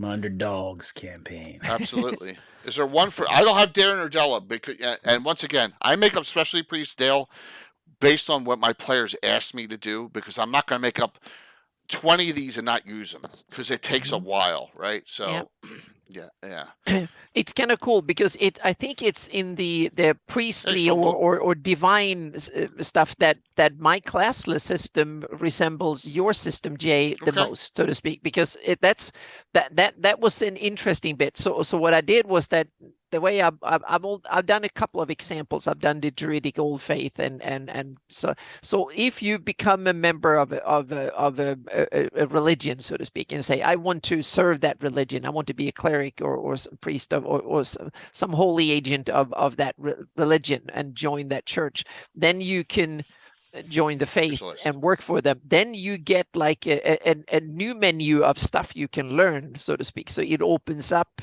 stuff you can learn that will be hard. Some of it you can learn anyway. Some of it might be exclusive, meaning if you sign a pact with Grust, for instance, he might give you cool stuff that powers that no one else can. Or something like that. So you will get a menu. You still have to pay XP for it and stuff, but you can learn that, so to speak. You can pick it up, and it might come drawback with it. You might get that, but then you get cursed or doomed or something in the process. So that might be drawbacks too. So it might so there is like a package you can kind of take, and if you take this, if it's an evil overlord, then you will get that one too. Then I will put that in there more to flavor my NPCs, because I don't assume that but there might be some players who fall for the temptation. I love to tempt my players with stuff like that and see if they take the bait or not. So yeah. So Tim, what classes of yours that are recent do you want to discuss? Just showing you the list of all the Greyhawk deities you may see down here. Some of them are not Greyhawk, but they're in my campaign, like Ukko. Because remember, Finnish deities were in existence well before the Greyhawk ones. I actually have a couple that I've stolen from, like Stormlord Talos and stuff, but most of them were Greyhawk deities. So I had my son's group, the first group, was had a number of commandos in it, and that was the one that got TPK'd, and it had a commando, right, in your game. Yeah. Mm-hmm. Oh yes, yeah. Yep. No, I'm talking about my son's group. My kids' group. But I know, but you used the most recent one, yeah. And then when they remade them, there's a Corsair in the group, because it's going to be. I started them in Saltmarsh. Oh, nice. And I have an NPC Sea Mage, which is the one. Right, that you did your play testing. Yep. And so in the second phase of, spoiler alert, of U1, when they go out to the boat, when they went out, the Sea Mage cast Shivering Timbers on the boat, which makes the deck shake and all that, and everyone on the deck has to make saves within a certain radius. So she made everyone on the boat fall down, and then she cast Mass Jump, which is like a jump spell, but it's an area effect, so everyone in that area can jump, and then they all leapt out of the small longboat right up onto the ship after the everyone had been knocked down. So that worked out pretty good. But so it is Tim's Rexalis, and if Tim will give it to you, you can ask him directly. For the Commando class, it's up to Tim if he wants to share that. It's a fighter subclass. Right. So imagine a ranger, but not as wise and intelligent. It's basically a special ops person, so they're good at sneaking in, and then they attack. So they're lightly armored, and they're some other abilities, Yeah, so it's, and once again, Tim also has a lot of shamans, right? Right, from the underdogs. I wanted to give them lots of opportunities, so I have a lot of different. I changed the names, but I took a lot from the Footprints stuff from Dragon's Foot website. They had a lot of great classes that were adaptable culturally, I thought, to the rovers. So. Yep. And I used Patrick's character is a bandit, but when you consider the raiding nature of a lot of the tribal warfare and things, it fits perfectly, and he plays it, and it fits culturally. And because they're great role players, they stay within that cultural context. It works great. I've been very pleased with the players, and once again, Tim is now creating classes for the area, for the rovers, which is, I think, is neat, because he's, so it's up here, the rovers of the barons, right? So yeah, which is really neat that he's got classes that he's creating. Mike Disney has a specialty priest of Hang, the Thunder Spirit. Yes. Now, is Hang a Greyhawk deity, or is Hang a Hang's American Indian, I believe. Okay, there you go. So you've added some other deities into, which was in the Deities and Demigods book. So yep, absolutely. And once again, it would fit, whether it's a nature spirit of some sort or a powerful spirit. Who's to say? Those civilized people don't know what's going on out there in the Barrens. Exactly. And that's the thing. He's created some stuff and customized it just for the Rovers of the Barrens game, which is a neat concept. Any other classes that you... Classes? Yeah, I mean, that's you went over a lot, so that's good. Yeah, yeah, it's really still good. working on the Sea Mage. The Sea Mage is that's going to be a constant adding of spells and tweaking spells. I have a very large. Slayer. Alex says you have a Slayer. Yes. Yeah. The Slayer. Thanks, Alex. He got killed by John's character. Oh, that was Alex's character. John. Oh my gosh, I remember that. Then when I ran the one-shot Fringe game, which was out in the Rovers, there was a Slayer in there too. So the Slayer is like a assassin, but specialized for only one type of or one class of creature. Okay. Giant Slayer, Vampire Slayer. Okay. Whoops. And in this case, Humanoid Slayer. So ogres on down humanoids, every time they hit, there's a chance that they kill them outright. Oh, wow. But I mean, got it. There's a lot of humanoid. It's not as potent as a Dragon Slayer. And the percentages use the Assassin's table. It's really not a crazy game mechanic. When you look at the mathematics, it's really not overpowered. But it's flavorful and very interesting. And so very cool. So, I know we're getting up to time shortly, but the point of tonight's discussion, I don't know how much I relayed, Anna. Hopefully I did it. No, you didn't too much. There was, but we went into so many interesting tangents left and right here as usual. So we can always expand on this in a future discussion. Yeah. I use class to add flavor to the Greyhawk campaign and then pull those into specific circumstances. We talked about the Antipalent, the duelist, the specialty priests, bandits. I mean, there's all different sorts of things you can do.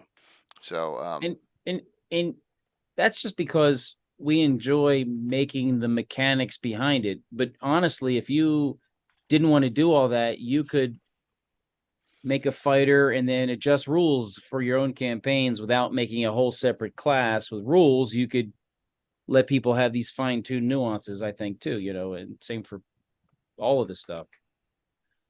If the idea of making all these mechanics seems daunting or difficult, then you can always, tweak a few things and role play the same thing if you're role play heavy, We're doing 2 giveaways tonight, everyone. So because of the second hype train, and I really appreciate it.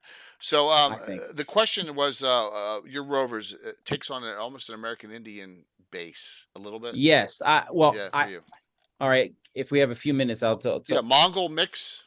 I read a book. It was the story of a guy who was at the battle where Custer was killed, and the story was about the Cheyenne Indians and their culture, and I read that and I was like, wow, it was fascinating. And then I kind of I felt it for a while, but that really codified it, where it's like, I feel like fantasy barbarians really are insulting to Aboriginal cultures everywhere, because they're kind of like, ooh, big fighter, and that's why people play them. And I find that's so stupid. They're not natural, I mean, it really misses the cultural context. So that's where I really tried to incorporate that into the underdogs game and in the Dark Hand game, and where, because that's the one I'm most familiar with. And the rovers seem more like what I would imagine Native Americans being, rather than the steppe, Eastern style of barbarian. And I think it adds a nice flavor that's a little bit different than, right, your Mongol style. So right, okay, and that's so I chose that flavor. Yeah, chose that flavor. and once again, there's nothing wrong with Anna's system being classless. BB, that works great for Anna, and that's awesome. And however you do it as a DM, you'll know you're doing it right if your players come back and they love playing. And that's the most important thing, whatever your style is. Just note, this is another a perspective of mine. But it's and that's the important. You need to hone the right tools for your game, so to speak. That's the key bit, because we want to emphasize different aspects of the game. We want to do it in slightly different ways, and that means that we need to have slightly different tools and to kind of use them in slightly different ways, and that's part of the fun. Yeah, and for example, Shattered, one of Nerdy Guide, they picked some really interesting ones. LJ has an Avenger, which is my specialized druid that can change into monster forms, limited monster forms. She's too low level to get them yet, but and they tend to be a little more feral and a little more, cities are bad and development's bad, and so, but that's a cool another thing. aspect when sorry. Go ahead, no, go ahead. Yeah, it was one aspect. The other aspect is when you think about classes, is where do your games typically take place? That's one bit too. Meaning, me and Tim is similar in that way, that a lot of our games and sessions take place in the outdoors.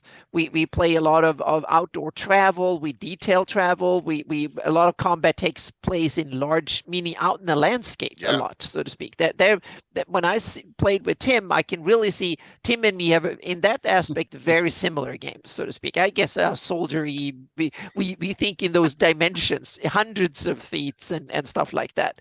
And we have other DMs who they want it confined. It's rooms, and you go from dungeon room to dungeon room, and you have that classic mega dungeon and stuff, and you don't see wilderness on a postcard in that campaign. And it can be a year before my players see first dungeon, so to speak. And so it also, and some DMs love big cities and intrigues and murder mysteries in big cities and politics and stuff like that. I've done a few of those too, but so and depending on the theme of the campaign or the overall theme of the play style, they're different classes. Meaning, if you play a ranger and all you end up is in sitting at banquets in the corrupt city hall and talking to corrupt officials and others, then you might feel like you're misplaced, so to speak. So that's another thing to take into consideration too. Yeah, and once again, there's no right or wrong way. Note, you'll develop whatever you're doing, whether it's you're playing at home on VTT, or you're playing in person with your friends, or you're streaming. You're going to develop your own style. based Yeah, on and I that. think the important bit is that you think over how you want to play the game, and so on. So there is some sort of thought behind the madness, so to speak. So you should think, yeah. This is making me think too, because I have the way I like to have the game run, and I realized I have to tone back the level of interplay, role play wise or goal wise when I'm playing with my son and his friend, because they're not there yet. They're still they're very young, so they're not. Yeah. Right. So I got to make it where, hey, we're gonna. All right, you're at the dungeon door. That's where we're doing it, because it's like the whole notion of the big travel and thinking tactically in the larger scale. I didn't do it when I was their age, and I had forgotten about it until playing with them. And I'm like, yeah, I'm going to have to cut out some of these extra factors and make it a little bit more fun and easier for them in some ways to get them inserted into the crisis moments, One of the things that I've learned that I wasn't good at in the beginning, but I've learned over time, is that when you run combat and stuff, is to think in turns or rounds, so to speak. So because I wanted to play out the action, I wanted to tell the players what was happening, and it felt that it was 5 minutes that went around because some of the players like, oh, hold on, when do we get to act? And I was like, oh, I forgot about that bit, so to speak. So I halt myself when I realized now I probably described 5 seconds. Now it's time to take another round, and when it's the enemy's turn to act, then I can describe another overview each round to compartmentalize the without losing track of what actually is happening, and put it in 5 seconds increments or 6 seconds, so to speak, increments. And that is something that that was a hard learn for me, but I have learned it. I've gotten better. I don't say I'm really good, but I've gotten way better than I used to be. I'm aware of it now, way more than I used to be. And these are things that I didn't even realize at the beginning. I just wanted to, this is like a Hollywood action movie set up with swords and spells, and I just went haywire and almost forgot that it was a game at times. Yeah. A really cool discussion tonight. Thank you both so very much. And there's a lot we did not touch on, and maybe we'll go into. It's been a long time since I went into specific categories of classes. Hey, Valmoko, you're in Arizona. Hello. Cool. Yeah, so I hope you have a great vacation, and the weather is as cool, good as it is here. Yep. And like I said, Michael, this discussion was spurred on a lot by all the classes you use of mine, which I really appreciate. Yeah. So maybe we'll get into some more specifics, in between weeks where we have guests. Environment is important to combat as enemy could be. Yeah, absolutely. That's Tim does a lot of environmental. I do some cold terrains, but Tim does a lot of environmental stuff, which is really neat. So, but we'll get city and city, yeah. It's an environment. So, Tim, what's going on? You got anything to shout out? Then we'll do Anna, and then do me, and then no, I'm two still. giveaways tonight. I still have a number of games I need to schedule. So really, what I need to do is just get them scheduled and. And we're talking into July at this point, because remember I'm away that week. Oh, thank you, Old Skill. Thank you for following. That's awesome. Yeah. Come back anytime, man. Please, and participate in the discussions. We got a lot of them. We got I got the schedule coming up. What's coming up next very soon? So I got Underdog continuation. Yep. City State. City for State. you, and then I want to get the Dark Hand back to figure out how they're going to get free from their imprisonment. Yeah, that would be good. Oh, there's ways of doing that. There's absolutely ways of doing it. Good to see you, Alderon, too. Very cool. So Tim needs a lot of stuff. I am stacked through to my vacation a third week in June. I mean, I'm completely booked up. So with stuff, but that leads to summer. Summer's coming. So got a lot of great stuff, but we really should get some stuff scheduled. I may be able to squeeze in a Saturday morning here and there too. So. Hey, Patrick, thanks for doing that for Michael. And Tim, thanks for hopping on. I loved your insights tonight. Really appreciate it. And hope you had fun last night. Got the shit kicked out of me again last night. And they were busting on Tim. His character was in the back. He was leading from behind in this fight. Hey, sometimes you have to step back if you're in charge to see what's going on. Yeah, absolutely.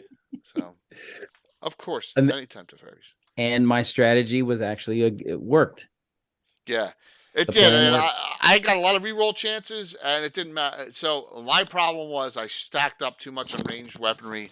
When they got in close, finally, I was at a huge disadvantage. I didn't have any of those pops. I didn't have no PP. I had basically no PPCs except for the It was cataphracts. not enough. They weren't only using depth. They weren't using enough barriers and things to slow us down to maximize the range. It was all they had was distance to hold us back rather than. Yeah, I had the partisans especially. So if they were into play more, it would have been a different story. I know we're Right. talking That's why we Battletech lingo avoided. here.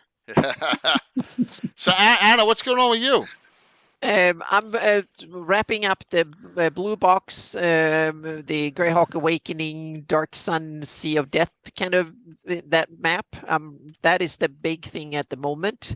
And then I'm also it's like 3 weeks until I'm leaving for Sweden and Europe. So I need to get a lot of things wrapped up. Those are the two big things. But there will be I posted to my mid-tier players or Patreon members. I posted a first look at my classless system because I wrapped that up. I had planned to do it in like a couple of weeks, but I due to the show today, I thought it was appropriate to put it in there. So it kind of a first look at the my ideas and stuff around my classless system, and but I'm also going to do a follow up. I did a first sketch of banners last week. Okay. I'm going to follow up with the flag part of that one. So and some more banners is coming as well, and then it's GIS and I'm also working on Altamira, so that it come. But I will try and do some heavy world machine lifting for a couple of weeks, and then when I get to Sweden, I will do a lot of writing. I will do a lot of light Photoshop stuff work and more rules stuff. So there will be a lot of lore, and that's the type of post for a month when I'm gone, because a lot of the heavy lifting is not. I will be limited by only having a laptop and have to remote into my desktop, so I have to set that up too. So it's a lot of getting things ready for being away for 5 weeks. So there is a little bit of a not that many posts, so to speak, but it's coming. Yep. So, but very cool, Anna, and it's much appreciated. Great discussion tonight. Really, Thank you. thank you Yeah. for the input. So here's what's going on this week. 4-stream week. Wednesday night, Living Greyhawk with Sean Merwin. We're going to go over Living Greyhawk Keeland on great. Wednesday. Yep. Yes, Mhm. Casey will join us. He's awesome. Sean Yeah. Mervyn is awesome. Yeah, Yeah, and Casey too. That'll be a Yep. great discussion. Casey, I have no Mhm. files yet, so please, if you're on, please get me some files. All right, that will be on when. Yep. Okay. Thank you. I messed up. Just ignore the number, okay?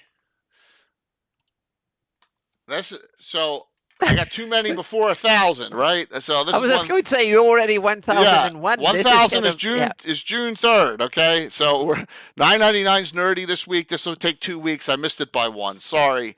So this is the Huntsman. That was a Freudian slip here. Yeah, I screwed up the numbering. Yeah, you're thinking about your 1,000 game. 1,000th game is June 3rd. We're just popping back and forth in the time. So this thing, which is very raw print from Gamescape.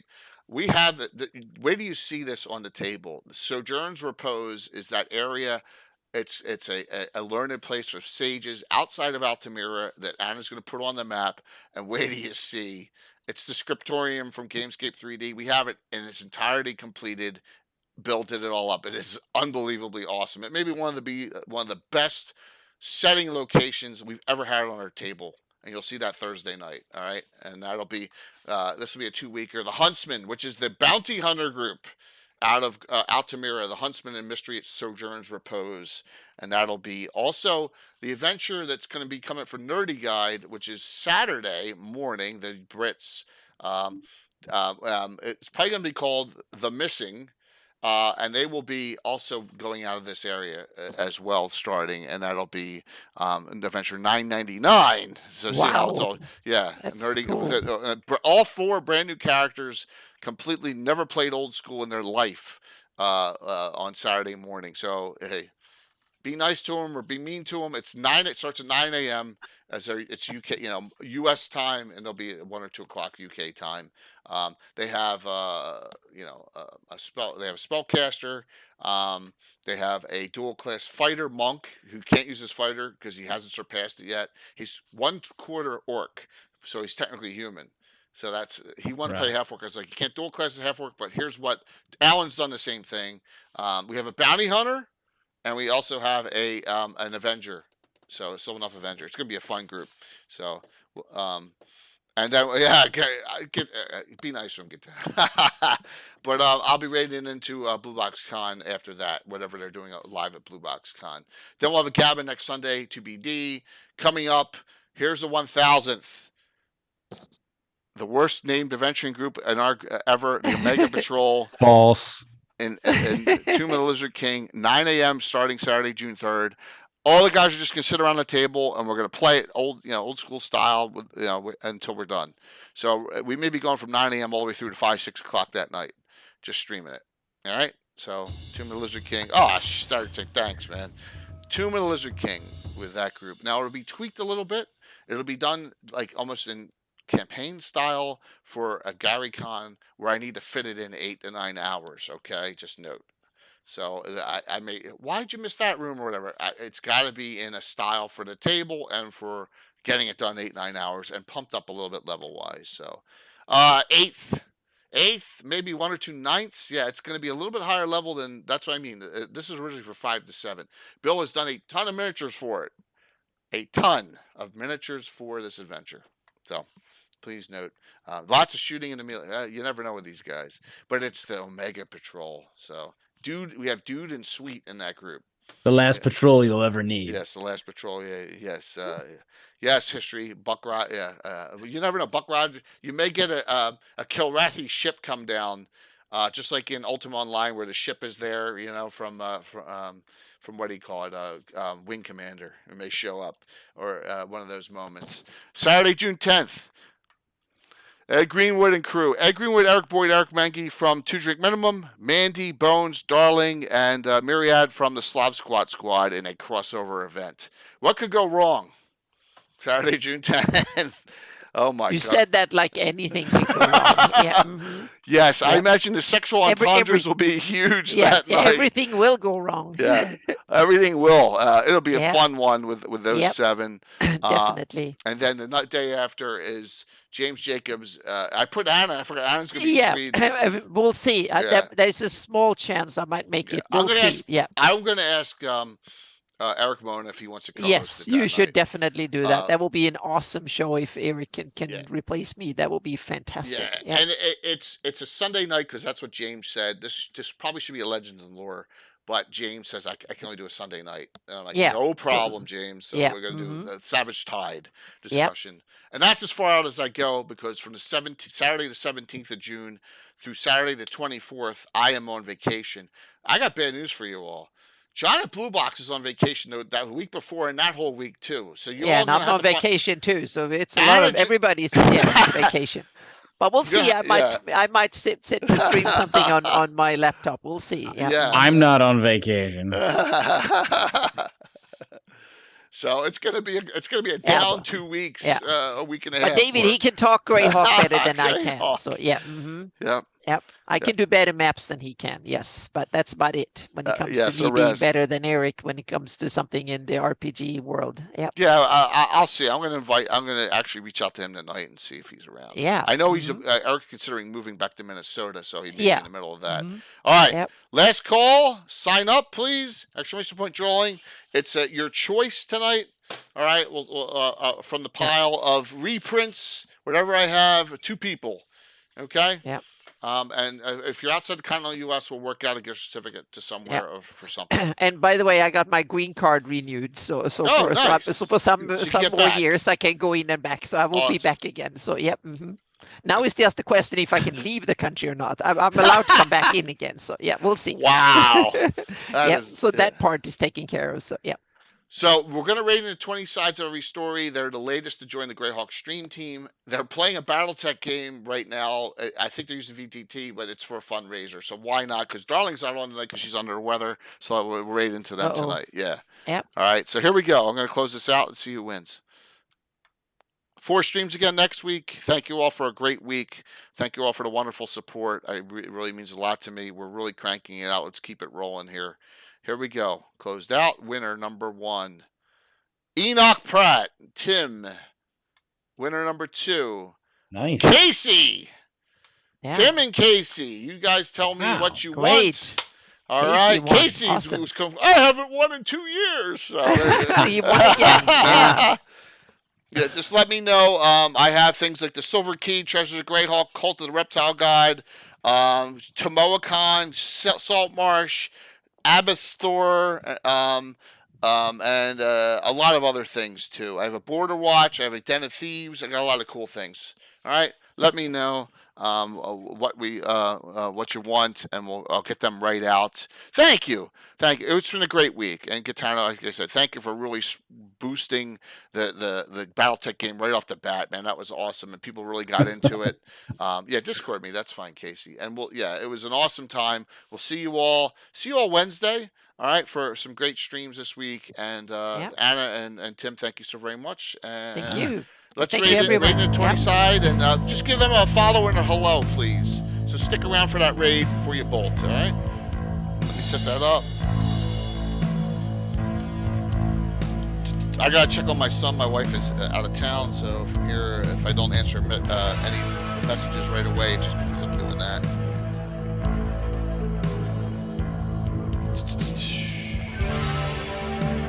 All right, look at this. Get over 75. Over 75? Close. All right, that's great. 65. 5, 4, 3, 2, 1. See you Wednesday. Have a nice weekend.